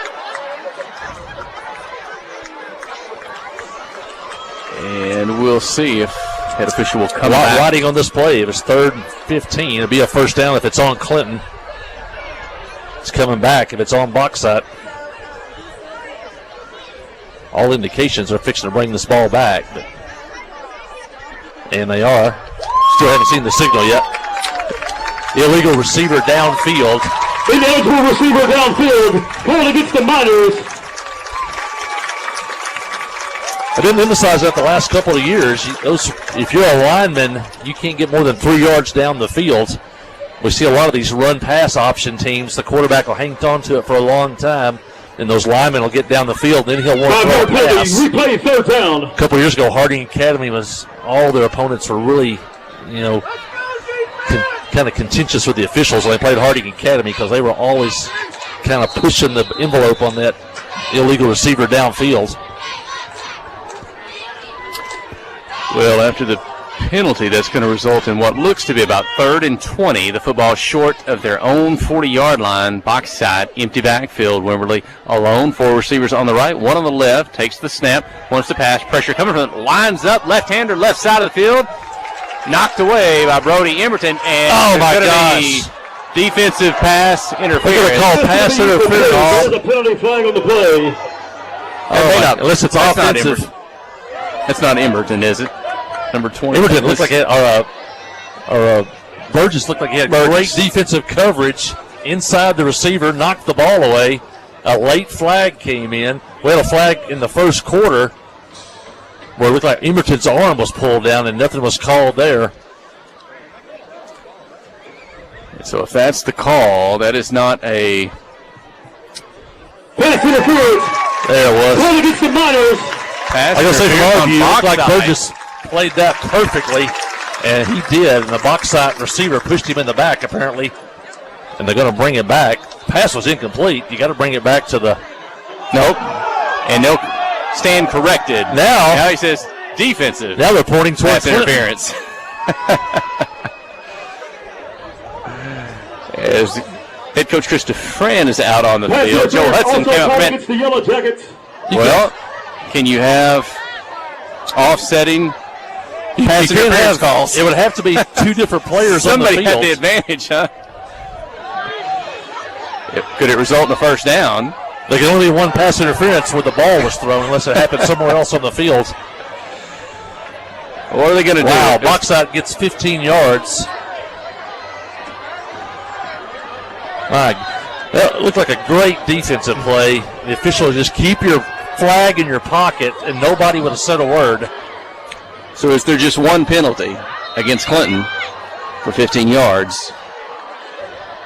And 3rd and 5, Wimberley takes the snap. Whistle blows at the snap of the football. That's usually an offensive penalty for some type of legal procedure, a false start. Penalty flag before the snap. And one thing about high school and college football, a pass interference is a 15-yard penalty from the line of scrimmage. Professional football, that ball would have been against the Miners down at about the 20-yard line. 5-yard penalty. Replay 3rd down. So the down stays the same, but 3rd and 5 becomes 3rd and 10. Ball's at the 50, so probably 4-down territory. Maybe the Miners would go here if they don't make it. We'll see.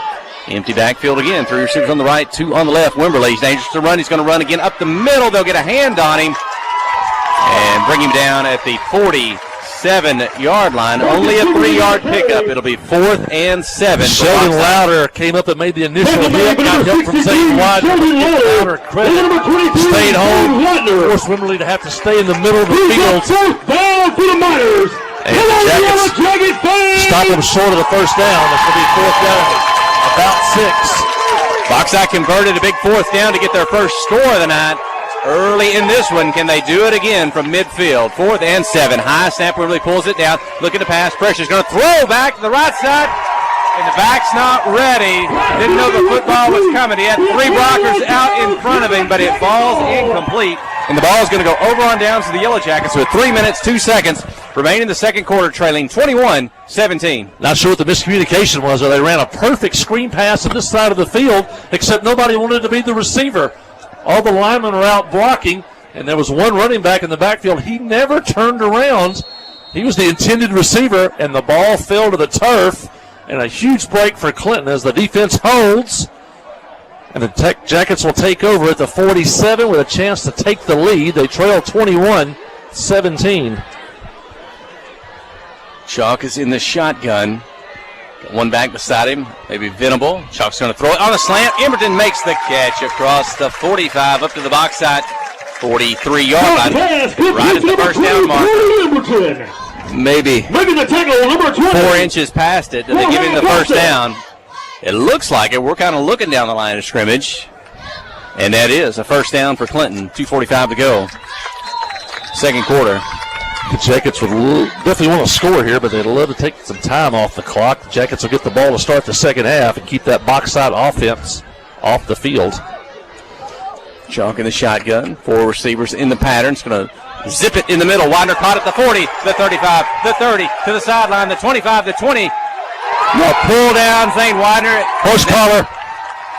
He gets up near the 10-yard line, and it looks like they'll tack on some more. Chalk stayed in there, had a lot of pressure. He thinks to get hit. And kind of like Mahomes, he kind of threw that at a lower angle to get it off. And Widener cutting across the field, catches it, angle outside the numbers to the far side of the field, and got the horse collar tackle, I'm almost sure, as the referees talk it over, as they pulled him down around the 15.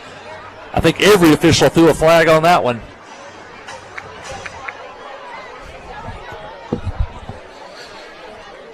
We'll see what the call is. And the official is explaining something to Coach Dufresne. And they're going to crackback block. Looks like called against the Yellow it's Jackets. offsetting penalties. Crackback block on the Yellow Jackets. Horse collar on the Miners. Offsetting penalties. And that's Bauxite gets a break on that one because my goodness. Official's going to bring the football back. Let's see. There've been a lot of discussions out there tonight. This officiating crew is, sometimes you get some weird plays, but they have, I think their communication skills have made it worse. They're going to bring it back behind the 35. I don't know if they're done yet. They're still walking. Well, I think the chains may have moved, and now they have to try to recreate where the chains were at.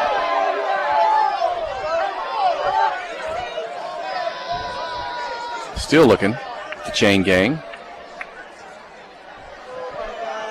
Somebody may have, one of the officials usually waves you on. It's a first down, so get the chains moving. So if they move the chains, then you got to try to recreate where they're supposed to go. And it looks like that's what happened. And they're going to give Clinton the ball at the 39. We'll replay the down. 1st and 10. 2:22 here in the second quarter. 21-17, Bauxite leading. Shocks in the shotgun. Pitches it forward to Widener. He gets through the line, runs into a tackler, bounces back towards the middle field up to the 33-yard line. That was a good play. Is that little shuttle pass in front. If they don't catch it, it's an incomplete pass. And as you see Widener there, he's going to catch it while in motion. So he's up at full speed, and he picks up 5, almost 6 yards there on first down as the clock winds under 2 minutes. With 3 timeouts remaining here in the first half. Chalks in the shotgun, got a back to his right, looking to pass. Going to throw it quick down the left side, trying to throw it up for Emerton. Throws this one a little too long. Didn't give him enough lead time for Brody to catch up with that one. Incomplete at about the 5. Stops the clock at a minute 42. Well, we've seen two high-powered offenses here in the first half, 21-7. I don't know if we've seen a game like this year. I mean, we've seen some close games in the first half, but both these offenses really playing. I don't think either team's really playing sloppy or showing much bad defense. Just 2 really good offensive squads. And let's see if Clinton can regain the lead here in under 2 minutes in the first half. Been a lot of big plays in the first half, and Clinton needs one more. Takes the handoff, looks left, throws it. Bannister trying to maybe get out. I don't know if he was out of the backfield or he lined up inside on the left, but it's incomplete off his hands at the 30. And that's going to bring up 4th down for Clinton. They're facing 4th down and 5. The football is at the 34. They're going to go for it here with a minute 38 to go. Got to pick up a first down. Good play by Box out there. I think that's Kyle Vauque, V-A-Q-U-E, but usually that play works every time. We've run it over the years, and that running back coming out in the flat. Usually the linebacker can't cover him. It's usually good for 4 or 5 yards. That time he did a good job covering it. Clinton attempts, I think, a double handoff. He stays on his feet. It's Widener. 30, 28, 27. Takes on 4 Miners. And if it stands, he's going to have a first down. That looked like the double handoff. Maybe the trap in the backfield. There was so much traffic. I lost sight of the ball. He gets the first down, and that's all Zane Widener and his strength and ability to pick up those extra yards. Yeah, he was in traffic immediately when he got the football. That was all Zane.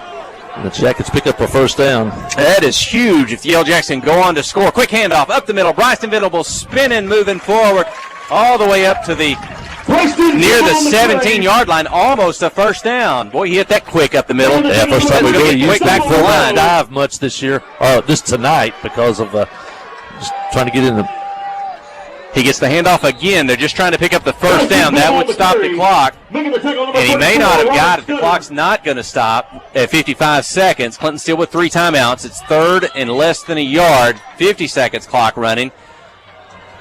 They get to the line. 45. Again, a first down. Will stop the clock. It's Cho on the quarterback keeper. He gets a big first down. He's across the 15. That'll stop the clock to reset the first down markers at about maybe short of the 14-yard line. Time really not a factor. The Yellow Jackets with 3 timeouts, 40 seconds. So either going to score or not score. The clock's not going to run out on them. Jackets choose not to use a timeout here.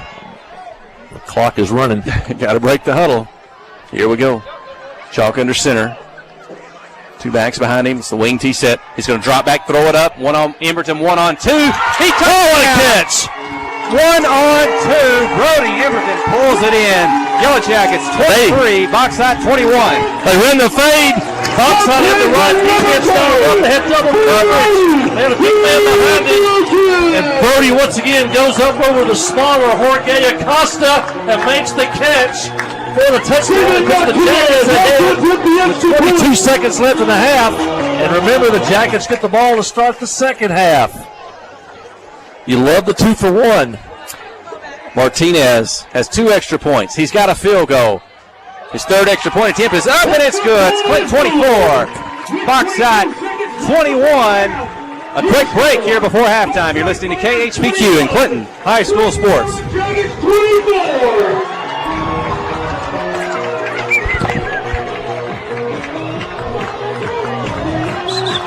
I think we're still here.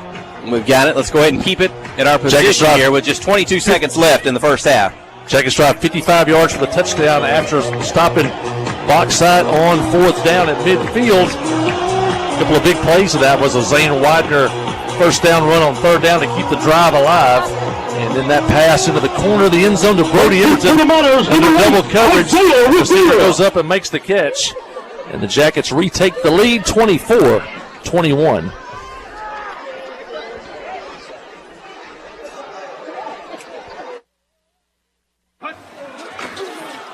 Life is better with football. And with First Security. We have the resources and the know-how to tackle your needs, plus a local team you can count on. So you're making better plays because First Security is making better happen during this season and every season. What's your better? Get there with us. Stop by your local First Security banking center or visit us online at fsbank.com today. First Security. Bank better. Member FDIC, Equal Housing Lender.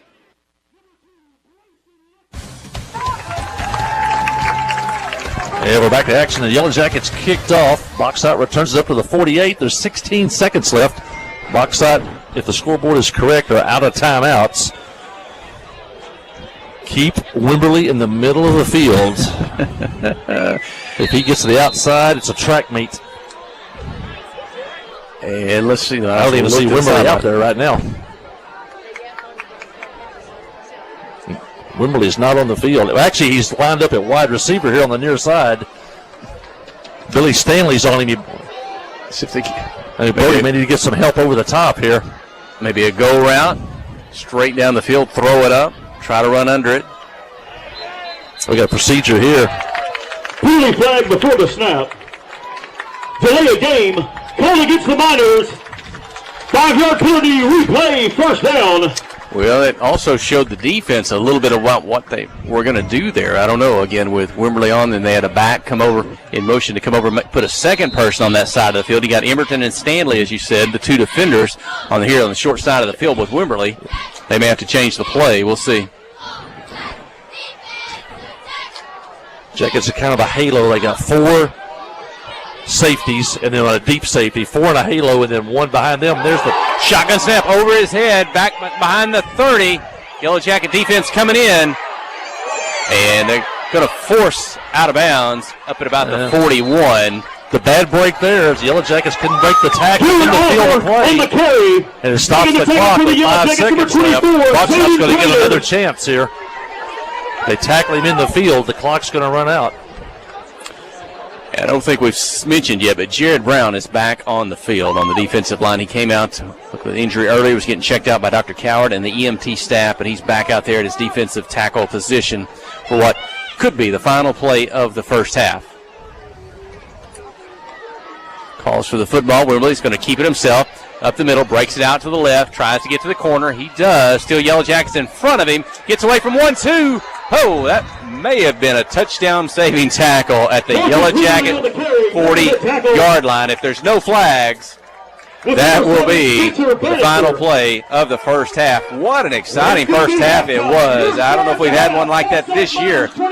Teams trade the lead, and it's Clinton 24, Bauxite 21. Homecoming night here, 2022, big crowd, and a big football game. We'll take a break, but stay with us. Let's see what we can get you lined up for halftime. I would love to get the homecoming queen up here. We haven't said her name yet. We'll let it out if you won't tell anybody. It's Aubrey Reese, your 2022 Clinton High School homecoming queen. We'll see if we can get Aubrey. Who else tonight at homecoming? Stay with us. You're listening to KHPQ and Clinton High School Sports. Steve Good at Goods Cash Savers says you can learn a lot about life by playing sports. You may never be the biggest or the fastest, but you can always try to be the very best and give 100%. And that's what they do every day at Goods Cash Saver. Even though they don't have the biggest building, they try to have every item that you might need in groceries. They also overachieve every day in their meat department. So when you're looking for a place to shop, give Goods Cash Saver a try. A supermarket that cares about you and your community and says, go Yellow Jackets.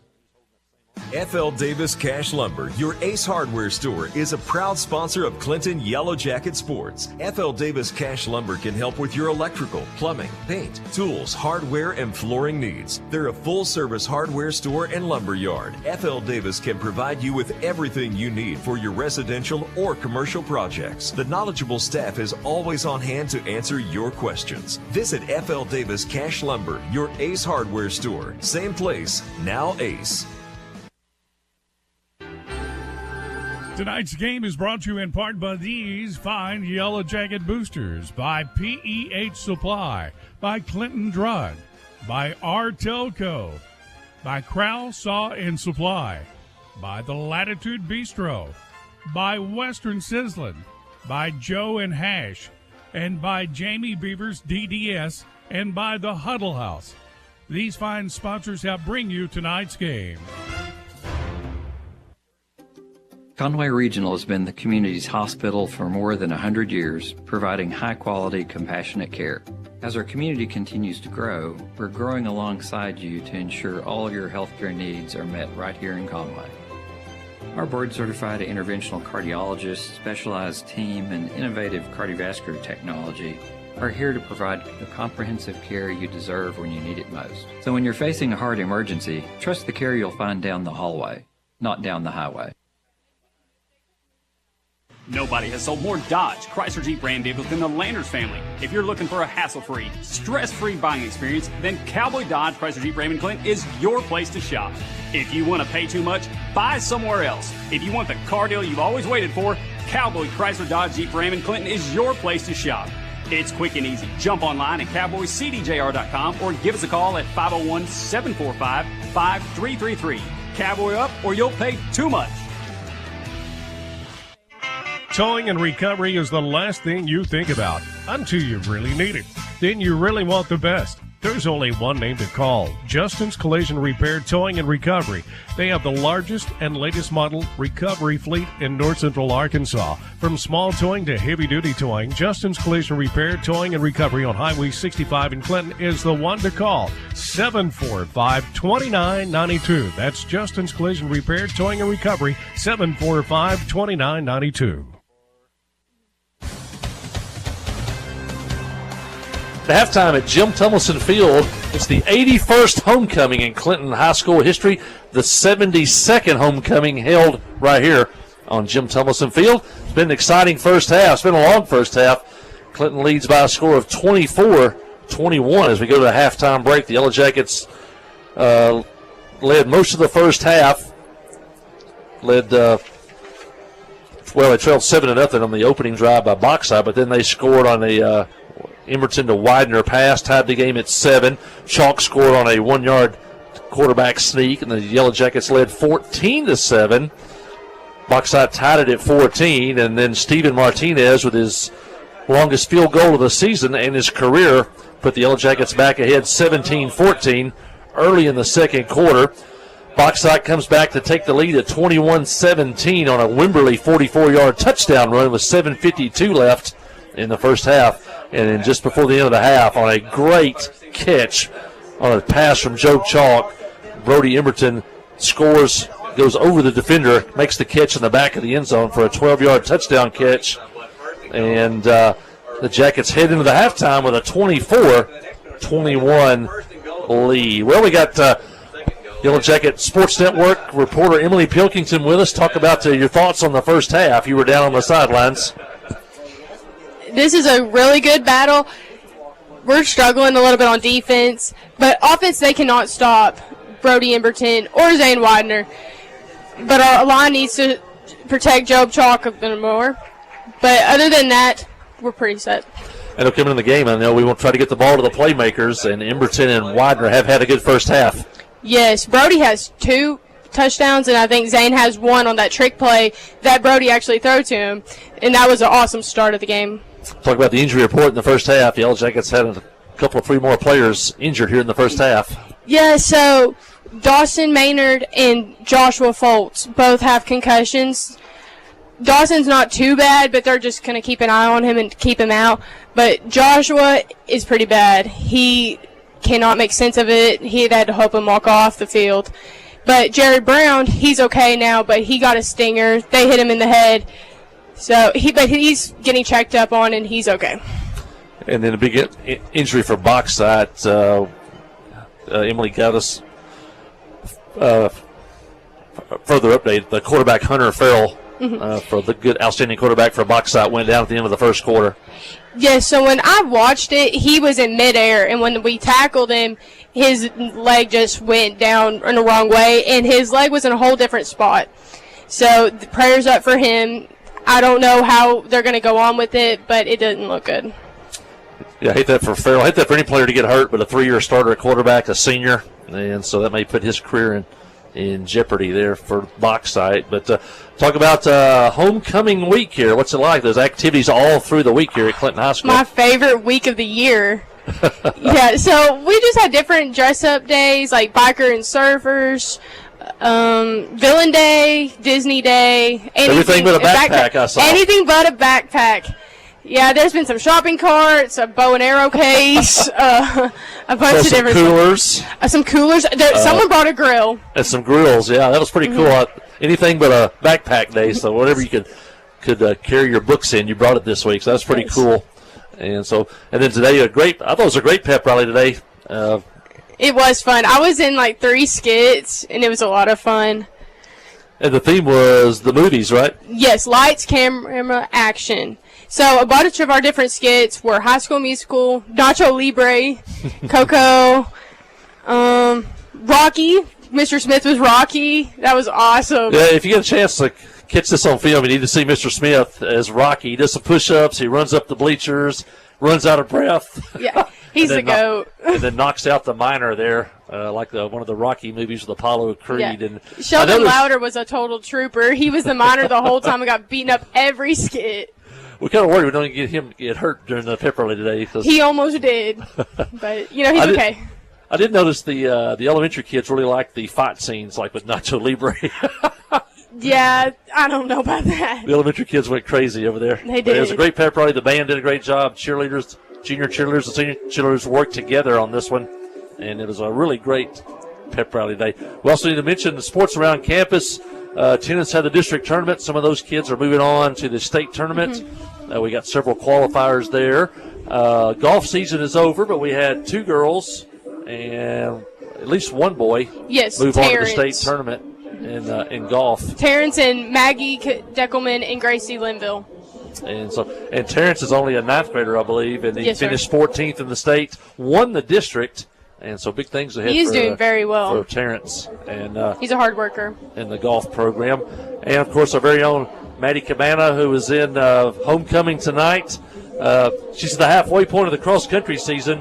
If you don't know about her, you need to. She's a star, and she's ran 5 times. She's won 4. She won at Heber, Perryville, Lamar.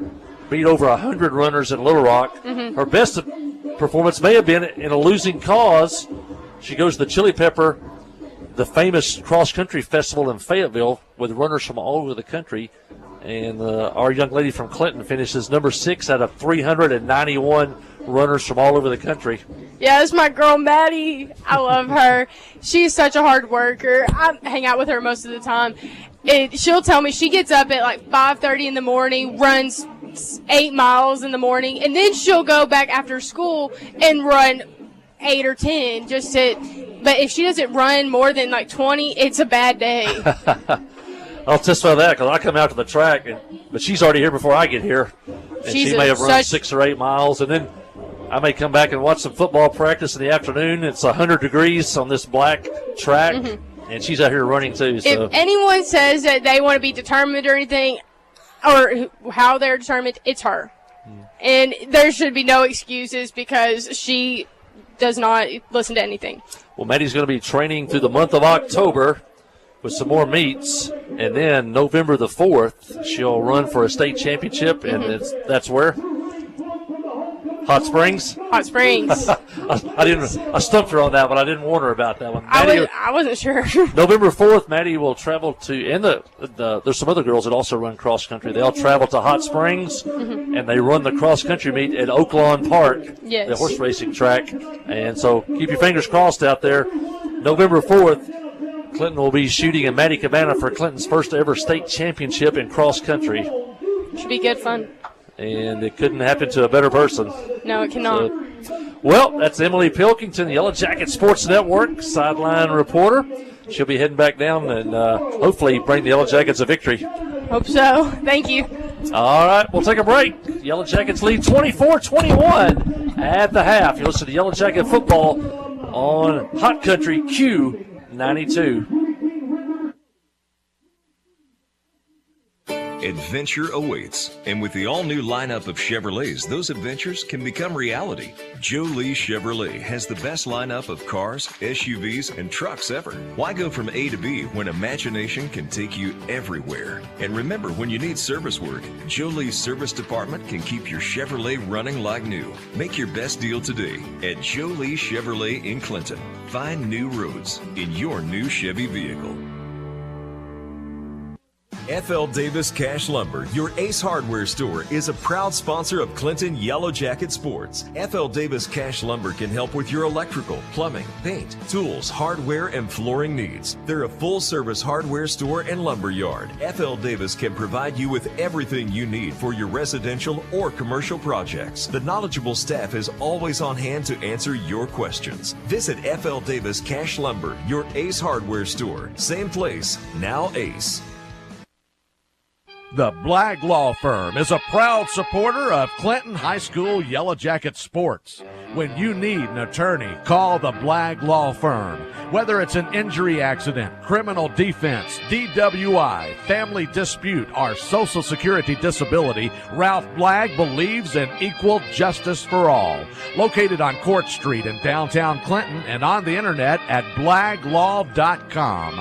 The Blagg Law Firm, a proud supporter of Clinton High School sports.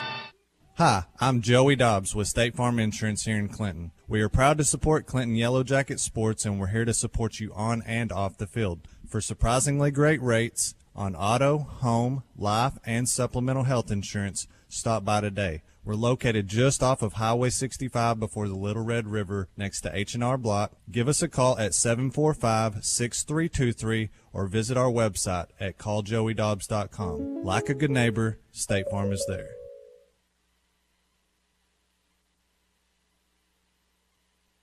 Nobody has sold more Dodge, Chrysler Jeep brand vehicles than the Landers family. If you're looking for a hassle-free, stress-free buying experience, then Cowboy Dodge, Chrysler Jeep Ram in Clinton is your place to shop.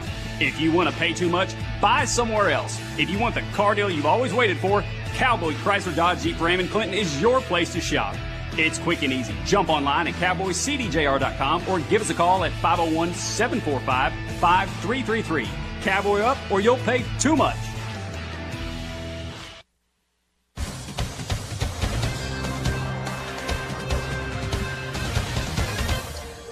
Hey, if you're on social media, you may have picked up on this this weekend, not only with homecoming going on, not only with the chili cook-off going downtown, I believe maybe we should call this the first annual Clinton Reunion Festival. A 3-day event began yesterday, October 6th through the 8th, sponsored by the high school classes of 1984 and 1985, kind of heading up, putting this together.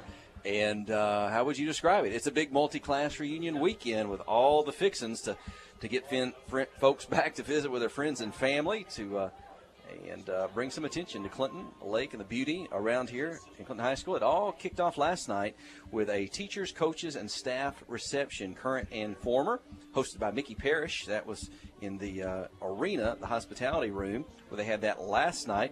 Today, the Clinton High School homecoming parade that happened after school. Part of that, the homecoming assembly, all school, elementary, junior high, and senior high, was at 12:45 this afternoon in Yellow Jacket Arena, where we had a homecoming queen. We'll see if we can get her after she finishes her performance in the band tonight. Tell you a little bit about the homecoming court as well. And then tonight after the game, they may already be there. They're not too far away from here. They can probably hear us or hear Brian Henderson over the public address, but we can't hear them. But downtown tonight, I guess around the square, that's where folks have gathered. They may even have a video screen watching the game tonight. But all alumni and friends are invited downtown to hang out. There'll be a disc jockey dancing in the streets. I think I heard that the disc jockey is going to be one of my classmates, Angela Sample, maybe putting out the music for the reunion dance tonight downtown Clinton after the game. They'll have the street's going to be closed off, maybe for the post-game festivities. Having a good time, hosted by Mark Story, Angela Sample, and Shirley Merriman, the classes of 84 and 86. Angela Sample's class of 87. She may be going solo if I don't make it down there to represent the class of 87, but we'll throw her in the mix there as well. Tomorrow, on Saturday, there'll be a City of Clinton tour and on the CHS campuses at 9 a.m. in the morning. Need some registration for that and some sign-up ahead of time if you're going to take care of that, so I'm not sure if that's closed out or not. There was a link on the website, the Clinton Reunion website, to register for that if you wanted to. 11 o'clock, the chili cook-off. That's already scheduled for downtown. Hope you can go by there. Go by and sample the Department of Human Services chili. Are we still having chili tomorrow? I know some of the crew that I work with, I don't know if I'll get to be there tomorrow, but to go by and have some good chili. That's always fun. It's usually a $5 walk around, test, and try out all the chili you can, and with this kind of weather, that's going to be perfect tomorrow at 11 o'clock. 2 o'clock, the Reunion Festival, kind of kicking off after the chili cook-off finishes up. Clinton Mayor Richard McCormick, THV's Clinton alumnus Ashley Marsh, along with Van Buren County Judge Dale James. They'll get things going at 2 o'clock the afternoon with the festival. And that afternoon, the Red River Cloggers will be performing, the Lucky Draw Band and Sycamore Band. There'll be booths, food trucks planned to be there as well. So that's going on downtown from 2 o'clock throughout the afternoon. And so street festival and dance tomorrow evening. That's going to says they'll have 4 or 5 bands maybe or up to participate in that. Barbecue chicken cook-off. And they'll be having that tomorrow evening. So it's just not going to stop. Started last night, festivities today, tonight after the ball game, and all day tomorrow, maybe from 9 o'clock in the morning until tomorrow night. Things happening downtown. So stop by, check things out, enjoy that Clinton reunion, whether you're an alumnus yourself or just a friend or family member. Come on down, enjoy this beautiful weather, the reunion, the chili kickoff. It's going to be a big weekend in Clinton. Glad to have Mark Story and some folks heading that up and getting that organized here for us this year. Great crowd tonight at the football game at Jim Tumlinson Field. So thinking some of those folks have got to be here. The home side just almost full here. We've got folks down to our left towards the concession stand. And you got students down on the track on risers, a big number there, along with the band when they reposition themselves on the sideline. Bauxite brought a big crowd tonight, almost filling their stands along with the band tonight. So a great crowd on a beautiful night for football. The Clinton band plays a couple of minutes. They may put 3 more on after this, and so we'll see what we can do. We'll see if we can get Aubrey Reese up here to visit. If not, maybe she can come up during the third quarter. I'll just have to tell you about the homecoming maids myself.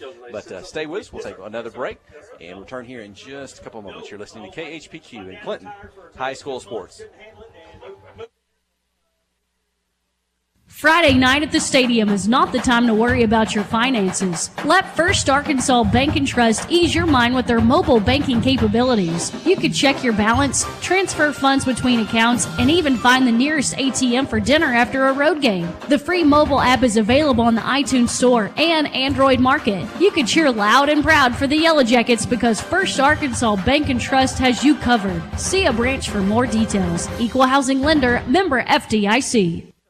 Adventure awaits, and with the all-new lineup of Chevrolets, those adventures can become reality. Joe Lee Chevrolet has the best lineup of cars, SUVs, and trucks ever. Why go from A to B when imagination can take you everywhere? And remember, when you need service work, Joe Lee's service department can keep your Chevrolet running like new. Make your best deal today at Joe Lee Chevrolet in Clinton. Find new roads in your new Chevy vehicle.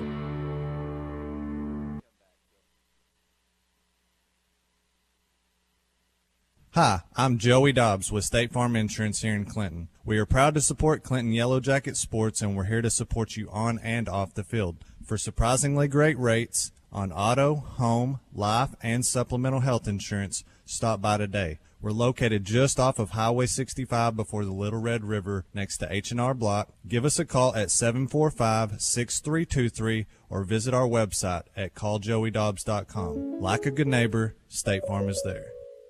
Wherever the river flows and however the game goes, the River Company is a proud sponsor of Clinton Yellow Jacket Sports. Just like in sports, you want someone who has your back. The professional team at the River Company Insurance does just that. They'll work hard to find you the most coverage at the best possible price. Whether it's business, farm, ranch, personal, or automotive, the team at the River Company will get you exactly what you need. Sports is a team effort, so come join the team at the River, formerly S&P Insurance.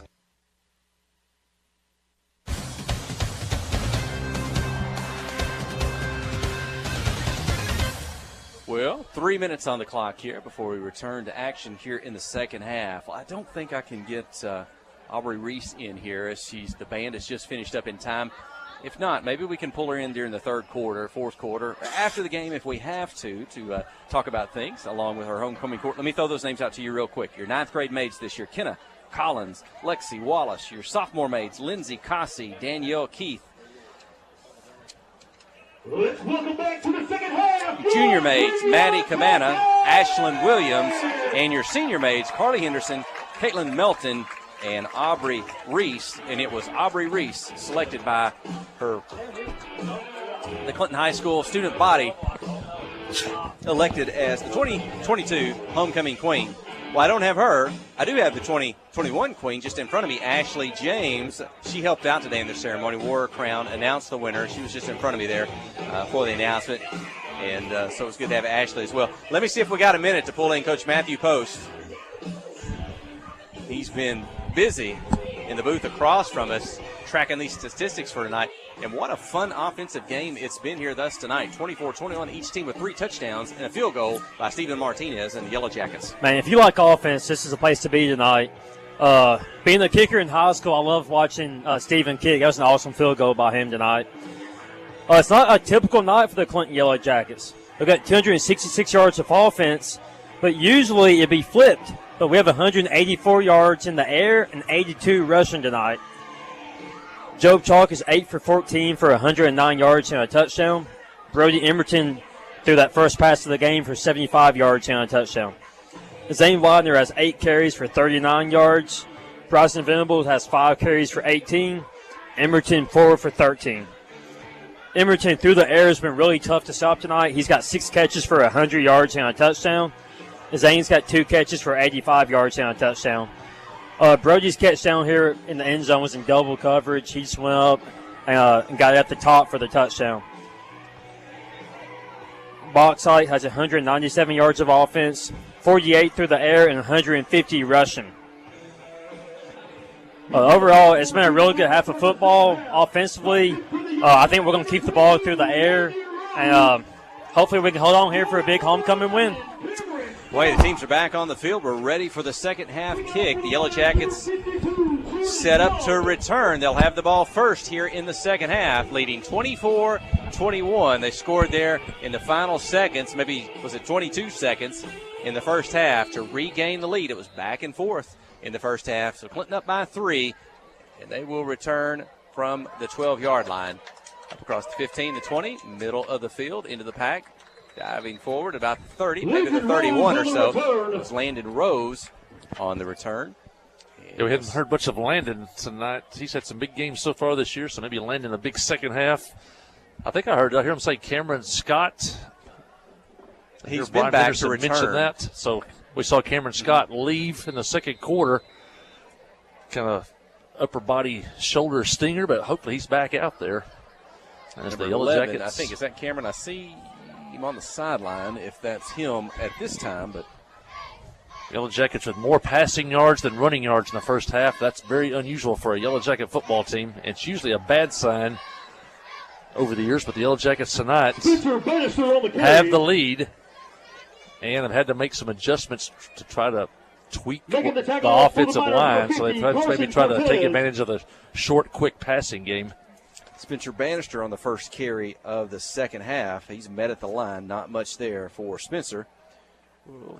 We've been making some mic adjustments here to try to see if we can get it get the right volume for you. And stay with us. Bauxite offense so explosive. This drive is really big, even it's early in the third quarter. Pressure from the corner. Chalk gets the pass to Brody Emberton. Caught. Tackled down around the ankles at the 39. Pickup of 9. That's Dawson Burgess on the pass. And that'll bring up 3rd and 1. Making the tackle number 3, Gustavo Rico. First catch of the night for Burgess, tight end. He's also a weapon for the Yellow Jackets, and an early 3rd down and short here for Clinton. Chalk stayed in there, had some pressure coming, but stayed in and delivered the pass on target. Yeah, remember now, wide left again. Let's see if he stays in single coverage. He's got a defensive back sneaking over to turn it into double coverage. The handoff is inside. I think there's a loss on the play. That's going to bring up 4th down for the Yellow Jackets. That's back to almost the 38-yard line. So not much of a loss, but it is 4th and 2 on the opening series of the second half. Clinton's on their own side of the 50. I think they punted from here before in the first half. Yeah, big early decision for Coach Dufran and the staff here. Don't want to give it back to Bauxite, but you got the lead. But it looks like they're going to go here, or maybe try to draw them off sides. 10 seconds on the play clock. Chalk crouches under center. He backs up, raises. Bauxite, they are loading the line of scrimmage. And they're going to run a play. Out of the slot is Widener. He's got a hole. The 45, the 50, tackled at the ankles. But it's a first down by Zane Widener to the 50-yard line. That was a touchdown-saving tackle.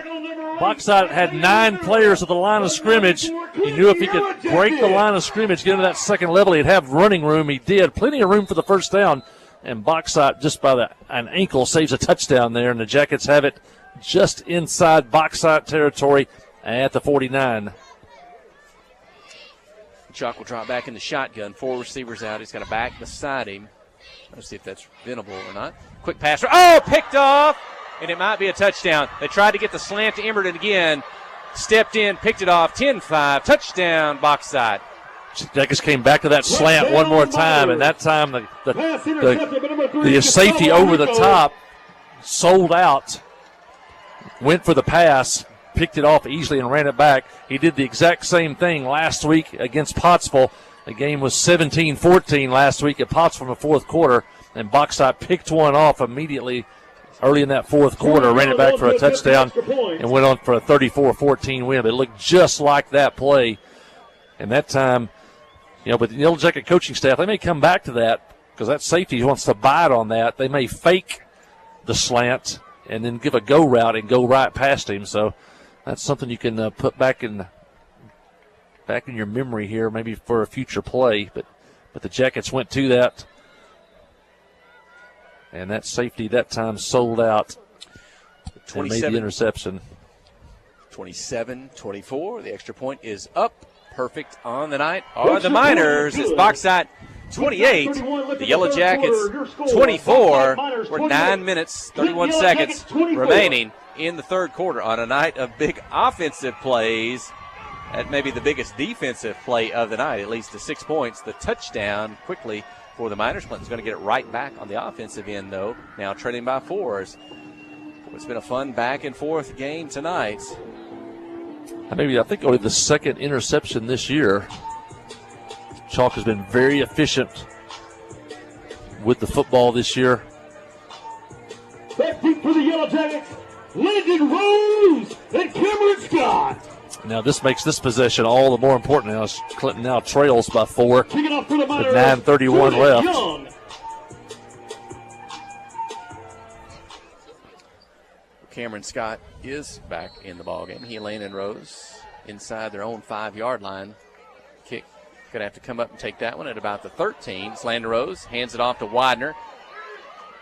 Fake to Scott. Widener will keep it. He breaks it towards the left sideline, driven out of bounds, up near the 35. Yellow Jackets will have it there to start their offensive series. Head coach Chris Dufran is going to walk down the sideline, get his play call in for this offensive set. See Joe Hudson, Jesse Wilson, Jordan Benson, this Yellow Jacket coaching staff. What a great crowd tonight here for homecoming. It is pretty much standing room only here on the home side, and they brought in portable bleachers. Students are sitting on those down on the track.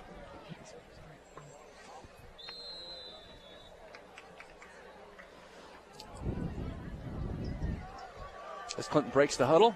Football at the 35. Hand off to Spencer Bannister. Breaking the right side. Met in the backfield at drop. Spencer he's having a tough. They're ready for him every time he takes that handoff, moving from maybe left to right or right to left. And it looks like he's able to get about a half a yard out of it. I think he might have been hit behind the line of scrimmage, though, and they're not giving Spencer much room to run tonight on that play. Just can't really establish a running game with all those injuries up on the line of scrimmage, so the coaching staff is trying to pick their spots to run the football and then try to pass the ball when they can. Wing T, give it to Bannister. Hey, looks like he's going to pass. Oh, and a defender's in the backfield. It's going to take Spencer down. They were setting that up for the halfback pass to Brody Emberton. And Spencer is spun around on the tackle, and he looks to maybe, he's holding it down to his ankle or his knee. And Spencer's having trouble trying to get up. I put that play in practice a few weeks ago. They were going to try to get that pass from Spencer Bannister on a halfback pass to Emberton. He got spun around. You can see probably his left leg got bent up underneath him. And there's nobody tougher on a football field than Spencer Bannister. And he's senior wingback for the Yellow Jackets. And again, Dr. Keith Coward, Richard Matthews, the Medic 1 emergency medical technicians, they're on the scene. Boy, they have been their busiest Friday night of our games this year. And unfortunately, I don't know if Emily Pilkington talked about that on the air, but we believe quarterback for Bauxite that went out left with a broken leg. Yep. Chalk in the shotgun. Third and a lot. Screen pass. Hey, there you go. 35, 40. There's 35, a lot. 50. There's a lot. Widener breaks it to the right. They're not going to catch him. Zane Widener, 73 yards on the pass from Joe Chalk. Clinton, 30. Bauxite, 28. You said we needed a lot. Widener got a lot and much more. It's basically a screen pass. They allowed the defense to get the rush in, but then Widener kind of coming out of that wingback spot, caught it over the middle at full speed. Kind of similar to the play we saw earlier where Chalk had to throw it at a lower arm angle to get it to him. That time he was wide open, and defensive back, that's a tough job to try to tackle Zane Widener in the open field. They couldn't do it, and the Yellow Jackets retake the lead. Steven Martinez on for the night. He's perfect on extra points attempts. Throw in a field goal. The snap, the hold, the kick is up. It's good. 31-28. Two quick scores here to start the second half. Clinton's got that 3-point lead. Stay with us. You're listening to KHPQ and Clinton High School Sports. Adventure awaits, and with the all-new lineup of Chevrolets, those adventures can become reality. Joe Lee Chevrolet has the best lineup of cars, SUVs, and trucks ever. Why go from A to B when imagination can take you everywhere? And remember, when you need service work, Joe Lee's service department can keep your Chevrolet running like new. Make your best deal today at Joe Lee Chevrolet in Clinton. Find new roads in your new Chevy vehicle. Wherever the river flows and however the game goes. The River Company is a proud sponsor of Clinton Yellow Jacket Sports. Just like in sports, you want someone who has your back. The professional team at the River Company Insurance does just that. They'll work hard to find you the most coverage at the best possible price. Whether it's business, farm, ranch, personal, or automotive, the team at the River Company will get you exactly what you need. Sports is a team effort, so come join the team at the River, formerly S&P Insurance.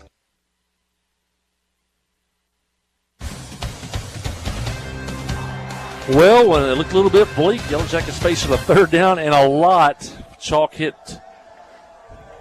Zane Widener for 72 yards and a touchdown. The Yellow Jackets strike again and take the lead. This time Martinez will kick it down the field. It's going to bounce behind the return man up to the 50, middle of the field, and he's going to be taken down by 3 Yellow Jackets just across the 20. So Bauxite, they've had good field position for the most part tonight to start their offensive series. This may be their deepest field position of the night. Bryson Littell on the tackle, back at the 21. Things going back and forth. The Yellow Jackets need to get a defensive stop. Got a couple in the second quarter. Need one here. One of their best tacklers, though, is on the sideline over here, and Spencer Bannister, one of the cover corners, also has played some linebacker against running teams, and that is a big loss if Spencer's out of the ball game. But another Yellow Jacket has to step up here. And here we go on the first down play. Still in the backfield, trying to bring him down. Going to break it out across the 20. Hit hard at about the 22. Maybe a pickup of a yard. What is that, Widener and Billy Stanley coming in to make the finish. Making the tackle for the Yellow Jackets, number 21, Billy Stanley. Billy Stanley with a big hit.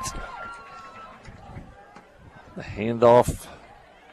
If you just tuned in, Bauxite lost their quarterback at the end of the first quarter. The Yellow Jackets have lost, looks like, Spencer Bannister. And in the shotgun, high snap. Going to have to pull it down, roll to the left. Going to have to tuck it and run. Defenders in the backfield, tackled. That Yellow Jacket defense. Cameron Scott, who came out in the first half with an injury, back in there, makes the tackle. And for the third time, there was a high snap. And we talked about the running back wide receiver now playing quarterback. That threw the timing off that. He can fly, though. Runs a 4.440, and now a huge 3rd and 9 for Bauxite as Wimberley is an empty backfield. 5 wideouts and 1 in motion. Left to right, puts 3 receivers in that field. Up in the air, caught at the 35. First down, 40. Near midfield. Across midfield to the Yellow Jacket 48. First down for Bauxite. Big offensive plays tonight by both teams. Maybe a little indication with Spencer Bannister on the bench, one of our better cover corners. We kind of gave a lot of cushion there. That ball floated for a long time in the air. But Bauxite made the catch, and they're in Clinton territory. Now quarterback keeper. Across the 45 up near the 44-yard line. Be second down and almost 7 for the Miners. Sheldon Louder on the tackle for the Yellow Jackets. Those Yellow Jacket defensive linemen, most of them play over on the offensive side too. They have played a lot of plays tonight, as the Yellow Jackets have a lot of players going both ways. Inside handoff, not much there, about a yard, and the Yellow Jackets dragging to the ground down near the 43. That was Noah Britton on the carry for Bauxite, and it's a 3rd down, and now a Bauxite player, a lineman down at the 40-yard line. It's been a physical game tonight. Players from both teams have gone down. It's been a little bit chippy, especially in the first half.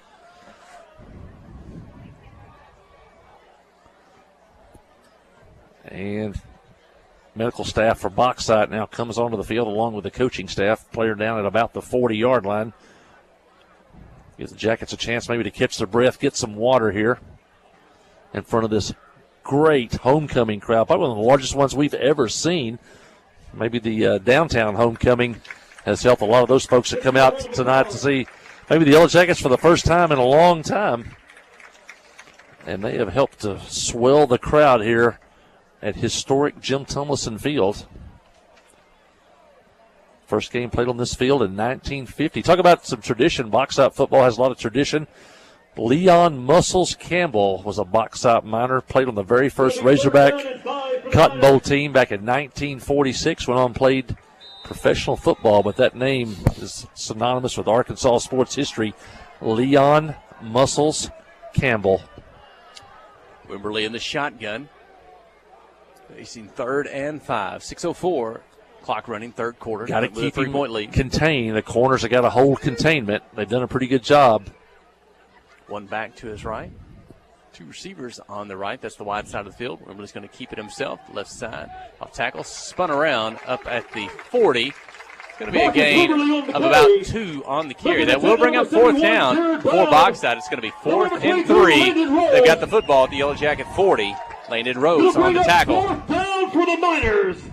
Any stop you can get is a huge stop, and here it is. It's 4th down and 4. We're still in the 3rd quarter, but, man, this would be big if the Yellow Jackets could turn the Miners away. You're right here.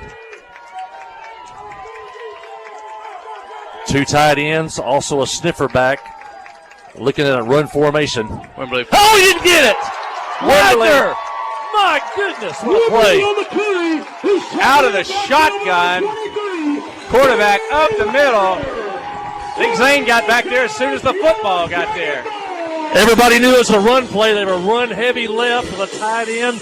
That sniffer back is that little running back up behind the tight end. And they also had a second running back on that side of the field. And Widener, I think, came from the left side and knifed in from the back. And, man, what a hit by Widener. And the Yellow Jackets get the stop they needed. So maybe as big a defensive play as Bauxite had on that touchdown interception. That's a big defensive play by Zane Widener. That gives the ball over on the downs to the Yellow Jackets. Quickly out to Chalk to Emerton. The 45 stiff arms one tackle. Trying to get away from a second tackler. Does he stay in bounds? He does. He gets away from a third all the way up to the 18. Brody Emerton, the pass from Joe Chalk. They'll say he stepped out of bounds at the 24-25, but a big gain for Clinton. That's going to go down as a catch, but that's really a running play. Get it to Widener one-on-one on the outside. He gave him the stiff arm, got around him. Another player had an angle on him. He ran right past him down to the 20. That's going to go down as a pass, but, man, that's the running play to the wide receiver. Get the ball to Emerton and let him go one-on-one. Job looks to the sideline. It's going to be a penalty. Hey, as Job was getting ready to throw that football, I'm looking down to my left. I see his dad, Jay Chalk, and his mom, and they're saying, hey, tell Job's grandma happy birthday tonight. She's listening on the radio, and wish you could be here with us. Boy, this is a fun night. Your grandson, Job Chalk, he's been our first Arkansas Bank and Trust player of the game this year. He's having a good night tonight. He and Brody Emerton hooking up. Glad you could be listening in tonight, and a big happy birthday. Procedure penalty on the Jackets, backs it up 5. Handoff starts right, turns it back left into the middle of the field. Landon Rose will get it back across the 20. Looks to be at the 18. And give the Yellow Jackets is it going to be second down and 8 for Clinton. They are inside the Bauxite 20. 4:30 clock, running third quarter. Clinton leading by 3. Able to get that fullback blast again, as you kind of force Bauxite to have to cover the whole field against those receivers. Try to catch one in the middle occasionally, and got 7 on first down. Widener out of the slot, takes the handoff, starts left, turns it up inside. He'll get close to the 15, but push back. I don't know if he got quite that far. Pickup of almost 3. Yellow Jack's going to be facing a third down and almost 6. Third down along 5. That's those trap plays. A lot of times we get a lot of space, and those backs like Widener get through the hole. Tonight, we got kind of a patchwork offensive line a little bit. They did get a wedge out there and got a push. Picked up about 3 yards. And Jackets looking at 3rd and 5, and you're looking at probably 2 plays to get 5 yards right here. To break the huddle, 5 seconds of play clock. They have to snap the football. They do. They get it off. Handoff Landon Rose. He's met in the backfield, dropped at the line of scrimmage. No gain. 4th down for the Yellow Jackets. Making the tackle for the Miners, number 15, Logan Dahl. And now a huge play for Clinton. 4th and close to 7. A long 6. They're going to run the sticks here. That tells all the wide receivers you got to go at least 7 yards. You got to get to the stick. That'll be Brody Emerton wide left. Set up in the base wing tee. Emerton's got single coverage again. Quick Here snap. we go. Going to throw it up. He's wide open. Touchdown, Brody Emerton. Wow. Quick snap behind the defender. Clinton 37, Bauxite 28. Emerton's got over 150 yards of passing offense tonight, and Bauxite lined up with single coverage. It looked like the corner looked into the backfield like it was a running play. If that was the play call, or if head coach Christian Fran has given Joe Chalk the green light to say, if you look to your left and you see Brody Emerton in single coverage, you just snap the football and throw it up. This offense may be safe enough to do that at this time of the year. Steven Martinez is perfect. It's Clinton 38, Bauxite 28, 2:53 in the third when they return. You're listening to KHPQ and Clinton High School Sports. Friday night at the stadium is not the time to worry about your finances. Let First Arkansas Bank and Trust ease your mind with their mobile banking capabilities. You can check your balance, transfer funds between accounts, and even find the nearest ATM for dinner after a road game. The free mobile app is available on the iTunes Store and Android Market. You can cheer loud and proud for the Yellow Jackets because First Arkansas Bank and Trust has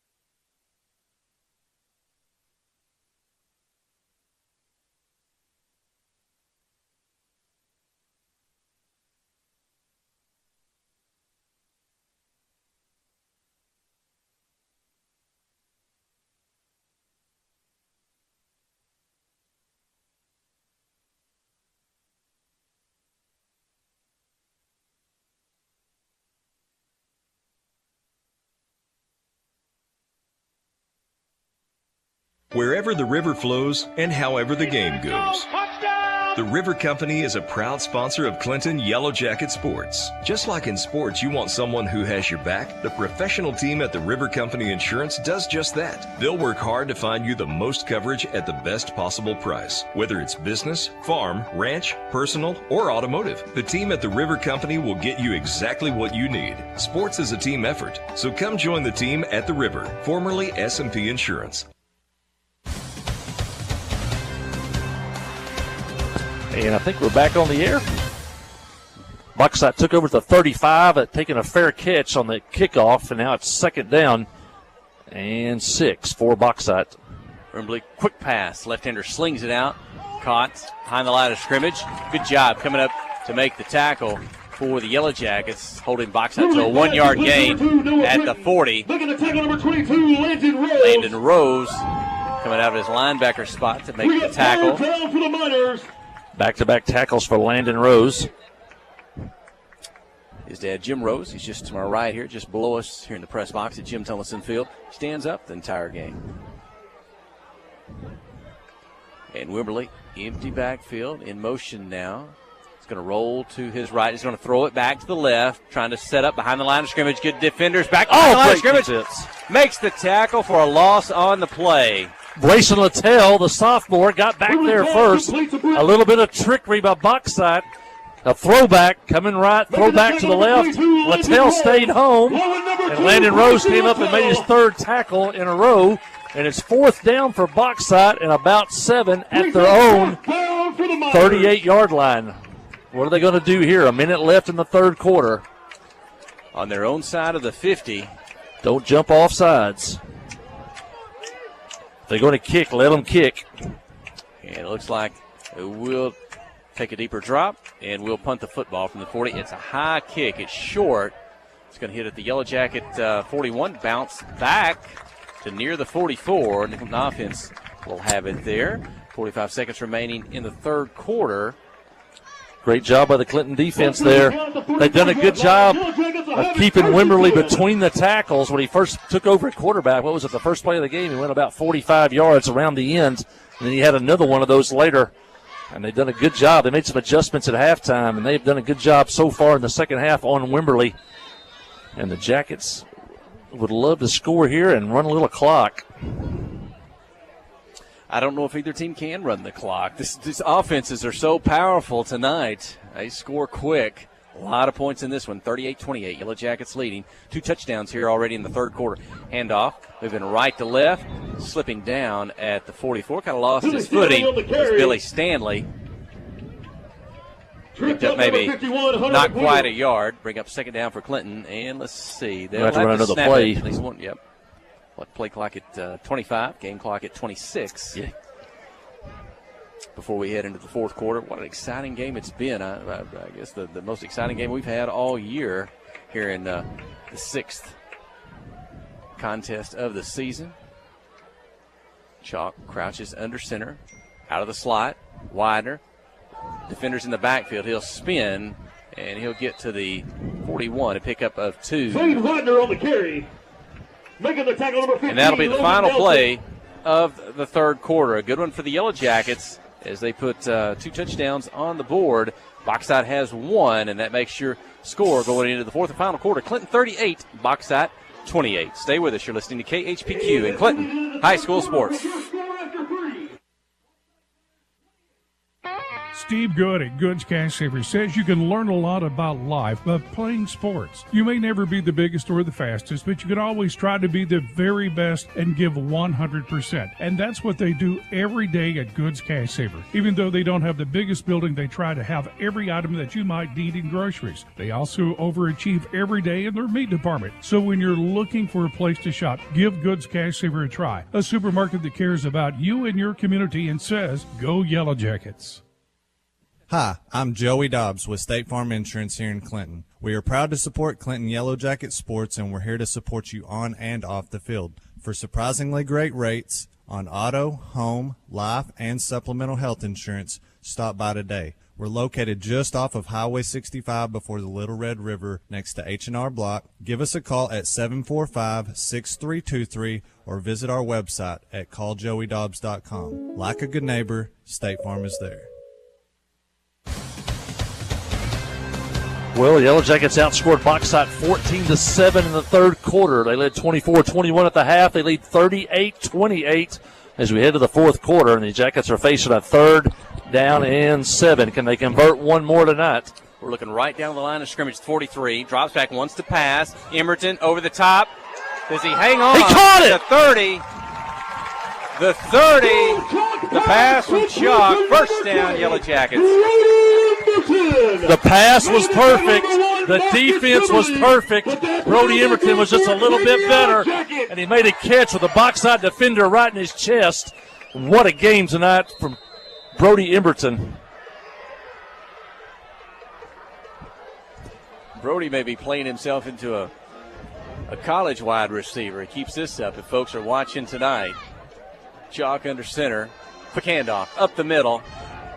Trying to pull the pack. Now the Miners will pull back, but looks to get to about the 25-yard line. Landon Rose pick up of at least 2, not quite 3 on the carry.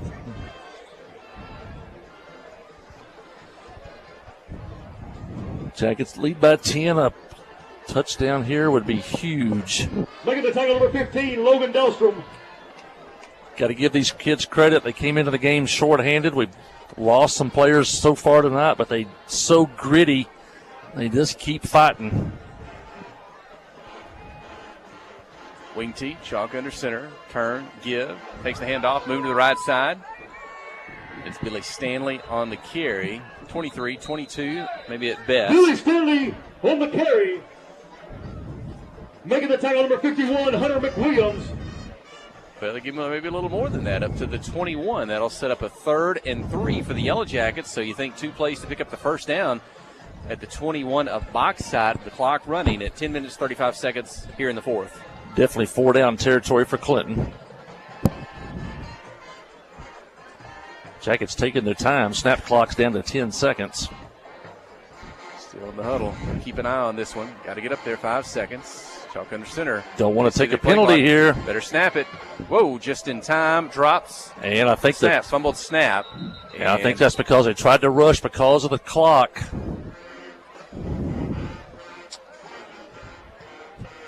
A penalty would have been. And it's a fumble. Uh-oh. Fumble on the play. Recovered by the Miners.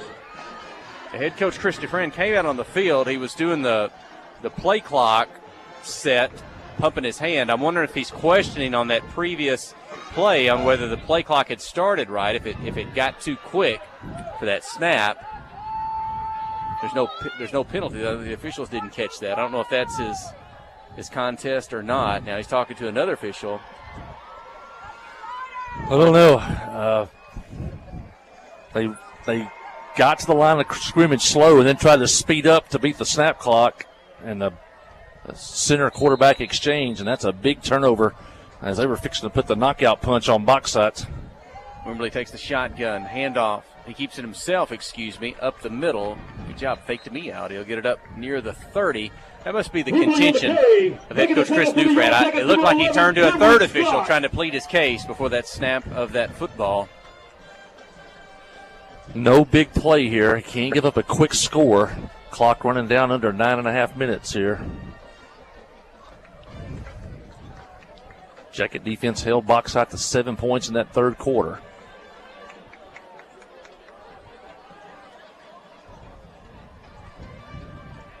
And Bauxite taking a lot of time. They'll have to break the huddle quick. We're at 5 seconds. Wimberly not at quarterback now. He's in the slot. They got to get the snap off. I don't know that they did, but I don't see a flag. It was close. But slipping down in the backfield at the 29. He might have got back to the line of scrimmage, but slipping down sets up a 3rd and 3 for Bauxite. That time Britton, number 2, lined up at quarterback. Wimberly lined up in the slot. On defense, you have to know where Wimberly is at all times because of that speed.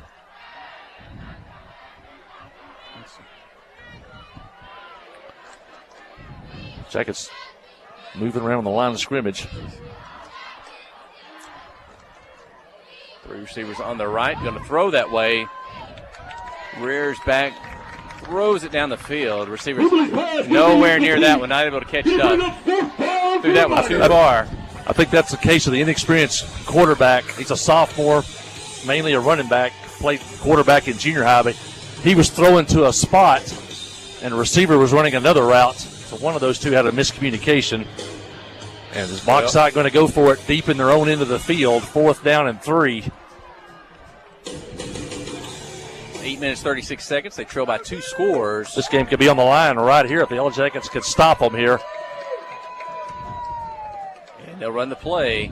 It's the handoff. They'll stretch it out. They're going to get a first down up to the 35-yard line. Murdoch on the carry. They gambled, and it paid off. Picks up a first down to keep the drive alive. And now Brody Emberton slow to get up. In fact, he's still on the ground on the far side. He's outstretched arm, I think, trying to make that tackle. Official timeout.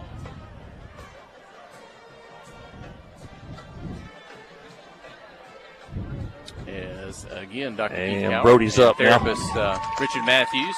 Now they'll turn back as Brody Emberton pops up. And it looks like he's gonna run him. He's gonna run himself off the field. So maybe on a night when we have had significant injuries, we believe on both sides, at least Brody Emberton is okay. Zayden Brainerd checks in for Emberton, only a sophomore. Jackets using all the roster tonight.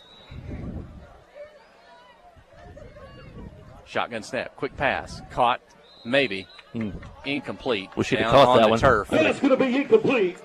Wish he'd have caught that one and kept the clock running. Ball on the turf. Second down, 10, 8 minutes, 20 seconds. 38-28, the Yellow Jacket leads. I think we'll see Brody back. He's got his helmet off. He's getting a drink of water. I think he'll be back here shortly.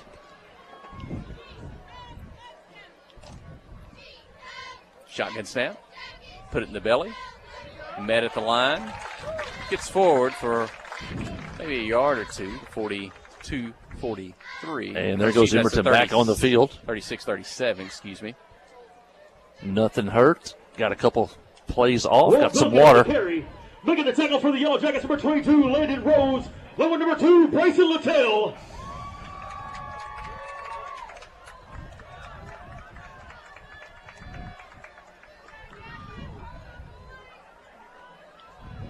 Third and long for Bauxite. In motion, right to left, behind the quarterback. Takes the snap. Zion Keeper gets behind his blocker, rolls to the right. Up near the 45, trying to keep those legs churning, but the defender's going to push him back. Noah Britton on the carry. Good pickup of maybe 7 Making the stop, number 71, Jared on the Brown. carry, and Jared Brown's tackle will leave the Miners with it's going to be a 4th and less than a yard. For the Miners. They're on Here the we line go of again. scrimmage. Wimberly back at quarterback. And the official's going to call a Official timeout. timeout for measurement. Now, I don't know. That football's at the 45. The first down marker's at the 46. Yeah, from our viewpoint, it looks a little bit short. When you're on the field with that crown, it kind of gives you it's kind of a visual effect. The center of the field's higher than the sides. Got some folks listening all around the country, Jeff Hall. I think the Hendersons are listening down in Goodyear, Arizona.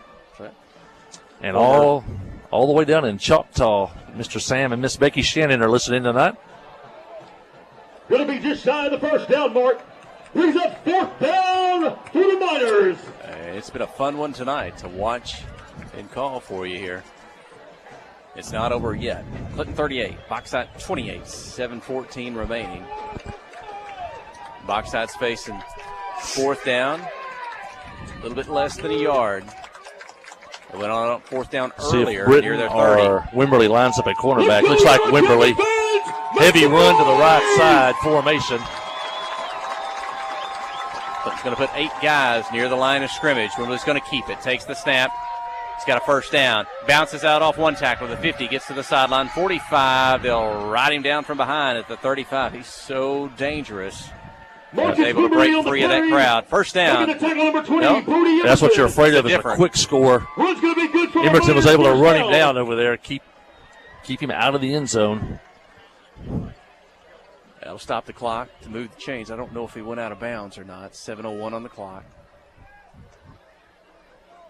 Football's on the near the far hash, the visiting side.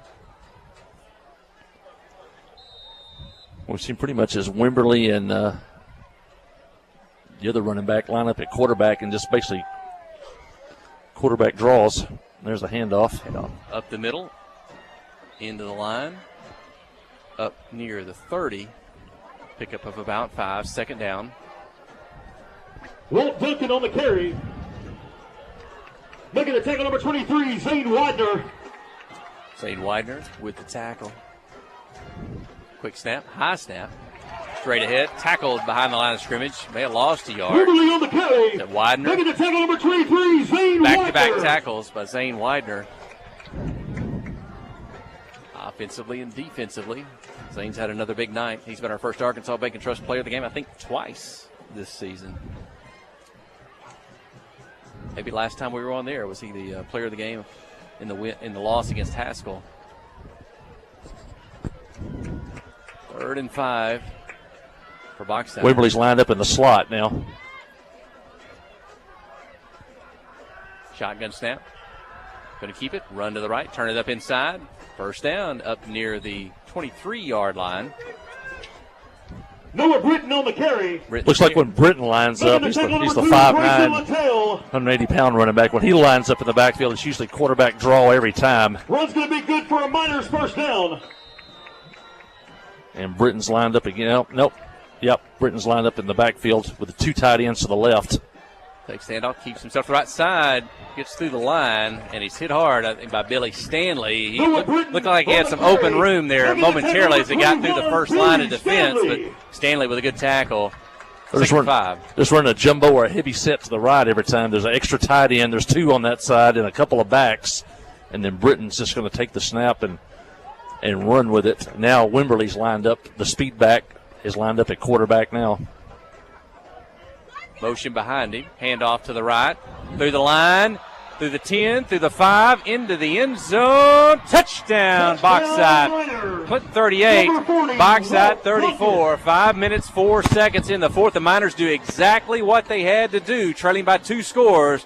They got to punch it in. Maybe try an onside kick. Try to get it back. They can cut it to a 3-point game with 5:04 to go here on this extra point attempt. They drive 78 yards after the Yellow Jackets fumble. They take advantage of the turnover. Perfect on the night. Extra point attempts. Can they go 5 for 5? The snap, the hold, the kick is up. And it's good. 38-35. Setting up for a fantastic finish here in these 5 minutes. Stay with us. You're listening to KHBQ and Clinton High School Sports. Nobody has sold more Dodge, Chrysler Jeep Ram vehicles than the Landers family. If you're looking for a hassle-free, stress-free buying experience, then Cowboy Dodge, Chrysler Jeep Ram Clinton is your place to shop. If you want to pay too much, buy somewhere else. If you want the car deal you've always waited for, Cowboy Chrysler Dodge Jeep Ram Clinton is your place to shop. It's quick and easy. Jump online at cowboycdjr.com or give us a call at 501-745-5333. Cowboy up or you'll pay too much.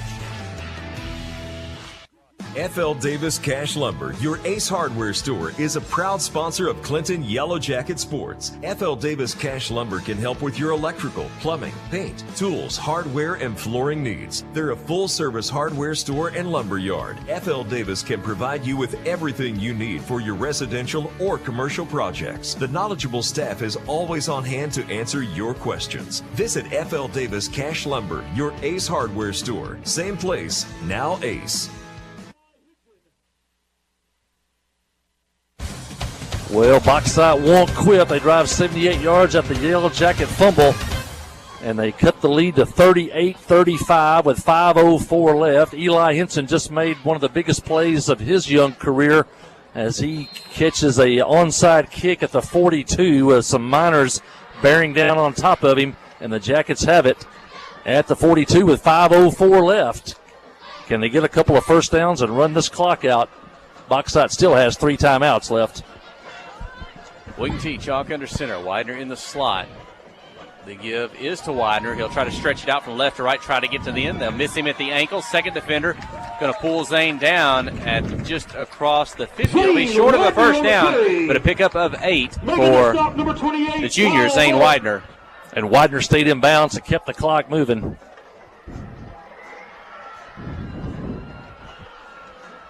With 4:40 to go in the ball game.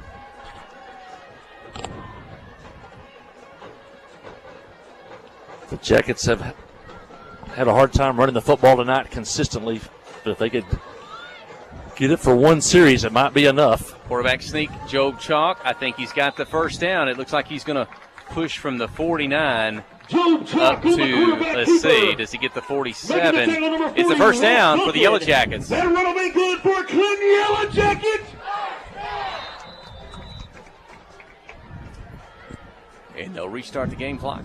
After the first down markers have moved, they have. We should be under 4 minutes when they snap the football again.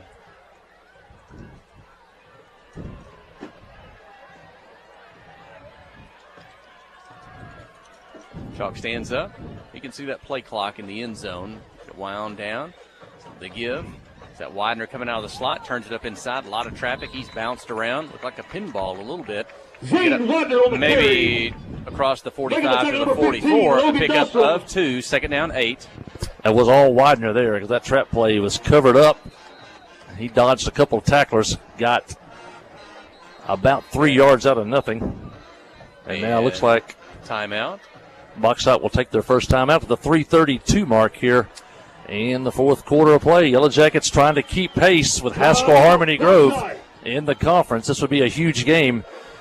Get a win here. The Yellow Jackets will be back home next week at Jim Tumbleson Field. We host the CAC Mustangs, and we'd love to go into that ball game with some momentum as the Jackets were 4-1 in the first half of the season. That only loss coming at Haskell Harmony Grove, and would like to maybe run off the final 5 here in the second half of the season. Maybe get some help, somebody knock off Haskell for us. Yeah, I was thinking about that. And also, I know before the game, Mike Hall at home, he was looking at Hooten's Arkansas football. He said, let me see how these Hootens ranked these teams before the season started. I think they had Haskell Harmony Grove at number 6 in the conference. Haskell Harmony Grove with that big win, big in the point spread over Lamar last week. Haskell Harmony Grove, they look like they're on track. They might go undefeated in the regular season, and everybody else is playing for second. A win tonight from Clinton would keep them in the game, get a long way and going, and if the Yellow Jackets can achieve that by the time we get to week 10. Yep, got to take care of business here first. Still a lot of work left to be done. Don't go anywhere, folks. Out of the timeout, 3:32. Clock will start at the snap of the football. They'll shift to the left. Goes Widener in the slot. Chalk under center. Handoff is to Billy Stanley to the left. They'll get a hand on him from behind, take him down. He'll be tackled back at the 50, but his forward progress will be at the 45. So he still may have lost a yard. That's going to bring up third down and 9 for the Yellow Jackets, 3:17. And Bauxite going to choose to use their second timeout of the half. Stop the clock at 3:15. Bauxite could have saved about 10 seconds there. They made the tackle, and there was some indecision. It was about the 3:25 mark. They let it run down to 3:15 before they take their second timeout. And this is a big play here, third down and 9. If you could somehow convert this, then there's a chance you could run the clock out because Bauxite would start to run out of timeouts. And then if you don't make it, the decision is you kick them deep and then send the defense back out on the field. Jackets had a game like this last year late in the season. In fact, it was week number 10. Had a 10-point lead in the fourth quarter against Lone Oak. And Lone Oak came back to win that one. Let's see if the Yellow Jackets can close the deal here in this one and get a win over the Miners. Do you pass the ball here? You run it. If you run it, you may force them to take their last time out. An incomplete pass stops the clock and gives them a free one. But if you play to win here, try to get the first down, you could finish them off with that. And it looks like the Yellow Jackets are going to be in the shotgun. Here we go through receivers to the right, one to the left. Emerton alone on that side. And Yellow Jackets going to take a timeout. Talk it over here. Third and 9. No time off the clock. I think Coach Dufresne and Coach Jesse Wilson wanted to see how Bauxite lined up against the 3 wide receivers here to the short side of the field, and now maybe draw up the play after they see how Bauxite lines it up here.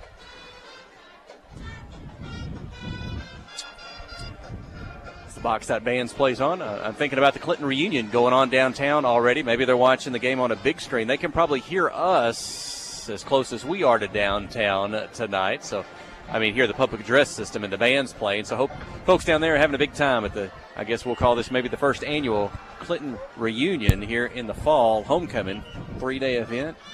Last night, tonight, all day tomorrow, into tomorrow night. Class of 1984-85, kind of putting that together. So after this ball game, it's not over. Go downtown.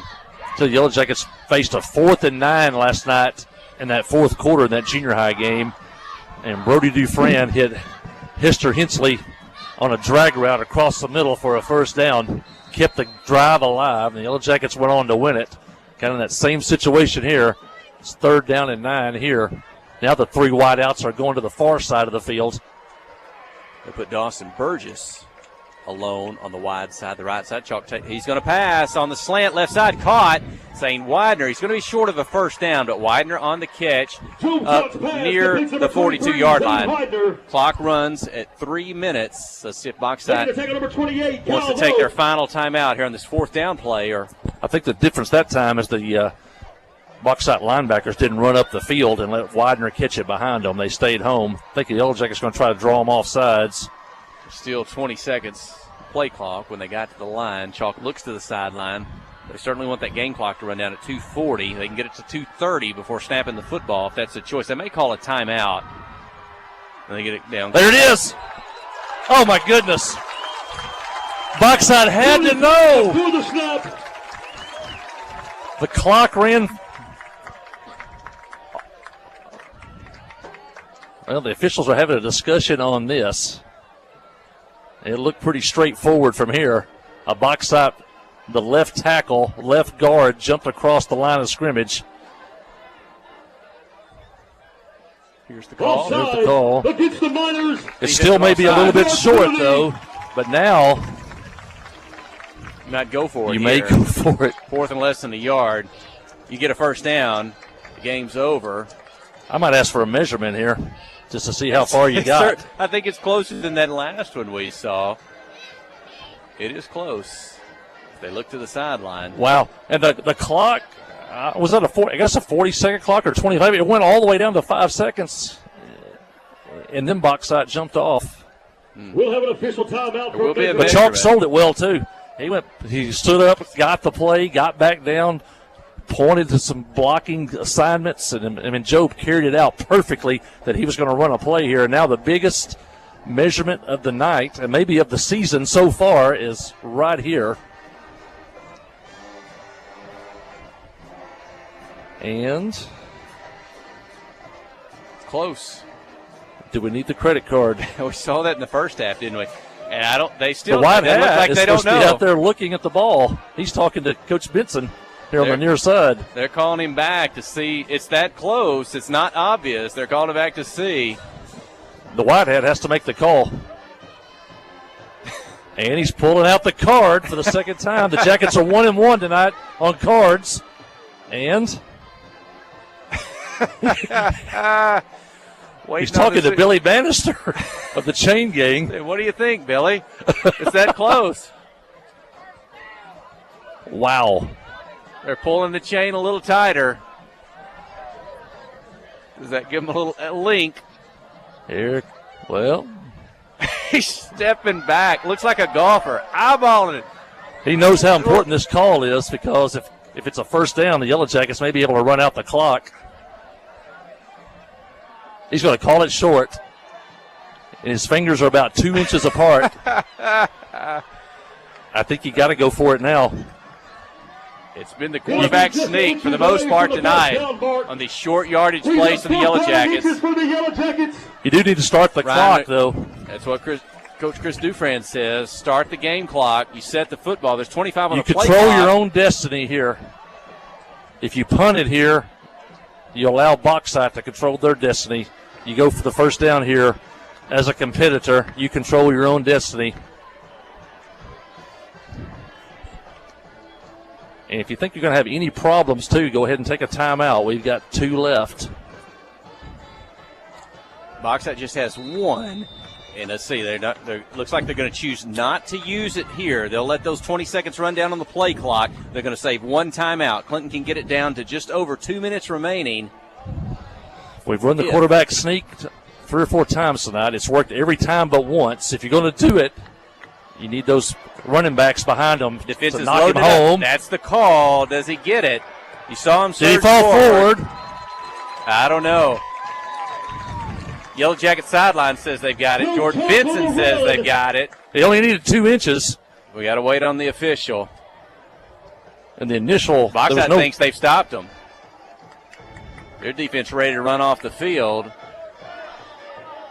We're going to have another measurement. The initial, there was no progress initially, but then Joe fell forward. And where do you spot the ball after you unpile all those players? How do you get an accurate spot? What a game we've had tonight. It's an exciting game of the season. Big plays, big calls, big measurements. 4th down, wins and losses. I got a bad feeling about this one. I think it's shorter than the last one. They get it set. They'll stretch it out.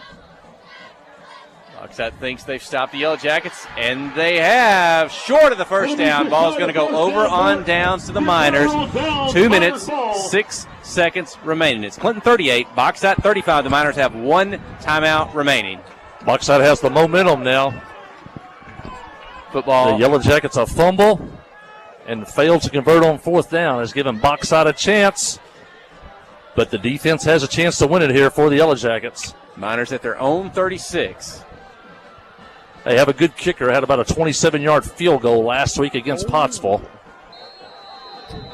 Wimberley's the quarterback. For the most part, it's been the running game, it seems like, in the second half here for Bauxite. Again, Wimberley, probably the fastest player on the field. He's so dangerous. You got to keep him contained. Maybe a busted play. I'm not sure. He is going to keep it himself. He gets to the right side. He breaks a tackle. Maybe 2. Trying to get to the sideline. Tackled from behind. At the Yellow Jacket 41. You see, is that fast and that elusive. Tackled from behind him. We've got a Yellow Jacket injured behind the play back at the Bauxite 40. That'll stop everything. The minute 55 to go. The Bauxite first down at the 40. Now he's up quickly, though, as Dr. Keith Coward comes out. Is that Widener? Is that right shoulder that's giving him trouble earlier in the season? He's played with a kind of a dinged up shoulder for a while. That's Billy Stanley. Billy Stanley. Yeah, we couldn't see his arms covering his chest. We couldn't see the number. Billy Stanley all out. First down at the 40. Game clock at 1:45.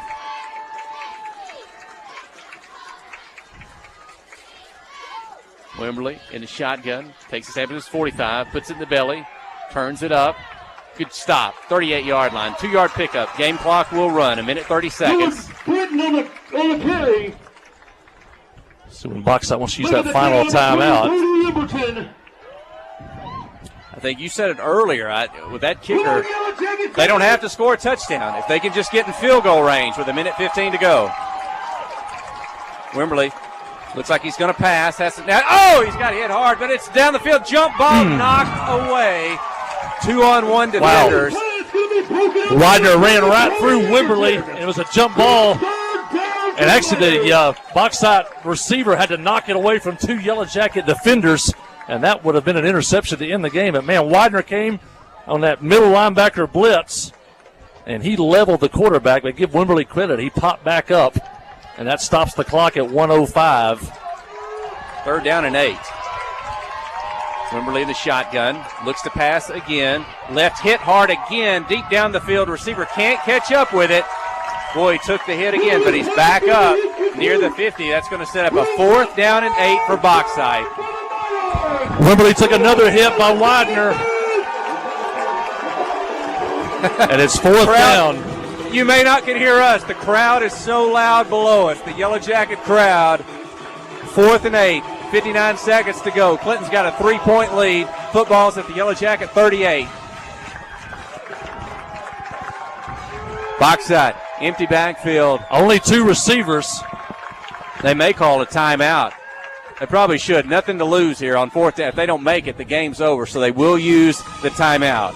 They lined up in kind of a, I was expecting maybe a quarterback draw, but it's 4th down and 8. They only had 2 wide receivers that time. They've been going with 4 and 5 receivers. And wow, Widener, 2 straight plays there, levels the quarterback as he gets it off just in time. And the Yellow Jackets need one more stop. And this crowd, I don't think anybody's left, and they're on their feet here on the near side. They have been rewarded tonight with a fantastic football game. 59 seconds left. And remember, you can watch these games on the KHPQ YouTube Sports YouTube channel. All these games are archived. You can go back and watch the broadcast tonight. I think some folks might want to do this with this one. Here we go. We're going to be out of the timeout. 4th and 8 for Bauxite at the Yellow Jacket 38. Let's see. They're going to send 3 receivers to the left side, a little bit wider side of the field. 1 back in the field with Wimberly. What does he do? He's going to roll to his left, looks to pass. He's going to throw it. It's up and incomplete. Incomplete. I think the last 2 plays where Widener leveled the quarterback. He saw him coming, and he threw it too soon. He had a man open down at the 32. Might have been a first down. And the Jacket defense holds. It's going to be a happy night here on homecoming. How about that? They may have rolled him to the left, too, to try to get him on the move away from the potential defender that is Widener. Yeah, I think that's a good point, too. They rolled him. He had to throw in motion while moving. He's a really inexperienced quarterback, and that pass was really inaccurate. He's been throwing from a straight-up flat position, but that time the Yellow Jacket defense holds and just get in that victory formation. They may need 2 snaps as Chalk takes a knee. They will need 1 more snap with Bauxite unable to stop the clock, and the Yellow Jackets are going to win the ball game 38-35. It was 24-21 at halftime. Clinton put, 2 touchdowns on. They did not score in the 4th quarter. 2 touchdowns in the 3rd quarter. Bauxite put a touchdown here in the 4th. You know, Bauxite only 1 offensive touchdown in the second half. The other touchdown came on an intercepted pass. So great job by the Yellow Jacket defense in the second half. Chalk takes the knee. And that'll do it as the players will head to the sideline, line up at the 50. This is going to be one of the grittiest victories we've ever seen because the Yellow Jackets are short-handed.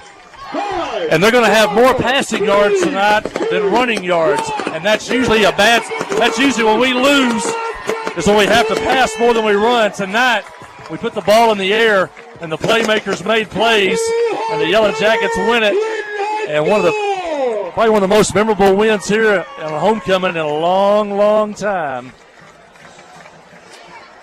The fireworks explode. Is it Craig Clute running the fireworks again this season? It looked like 4th of July in that end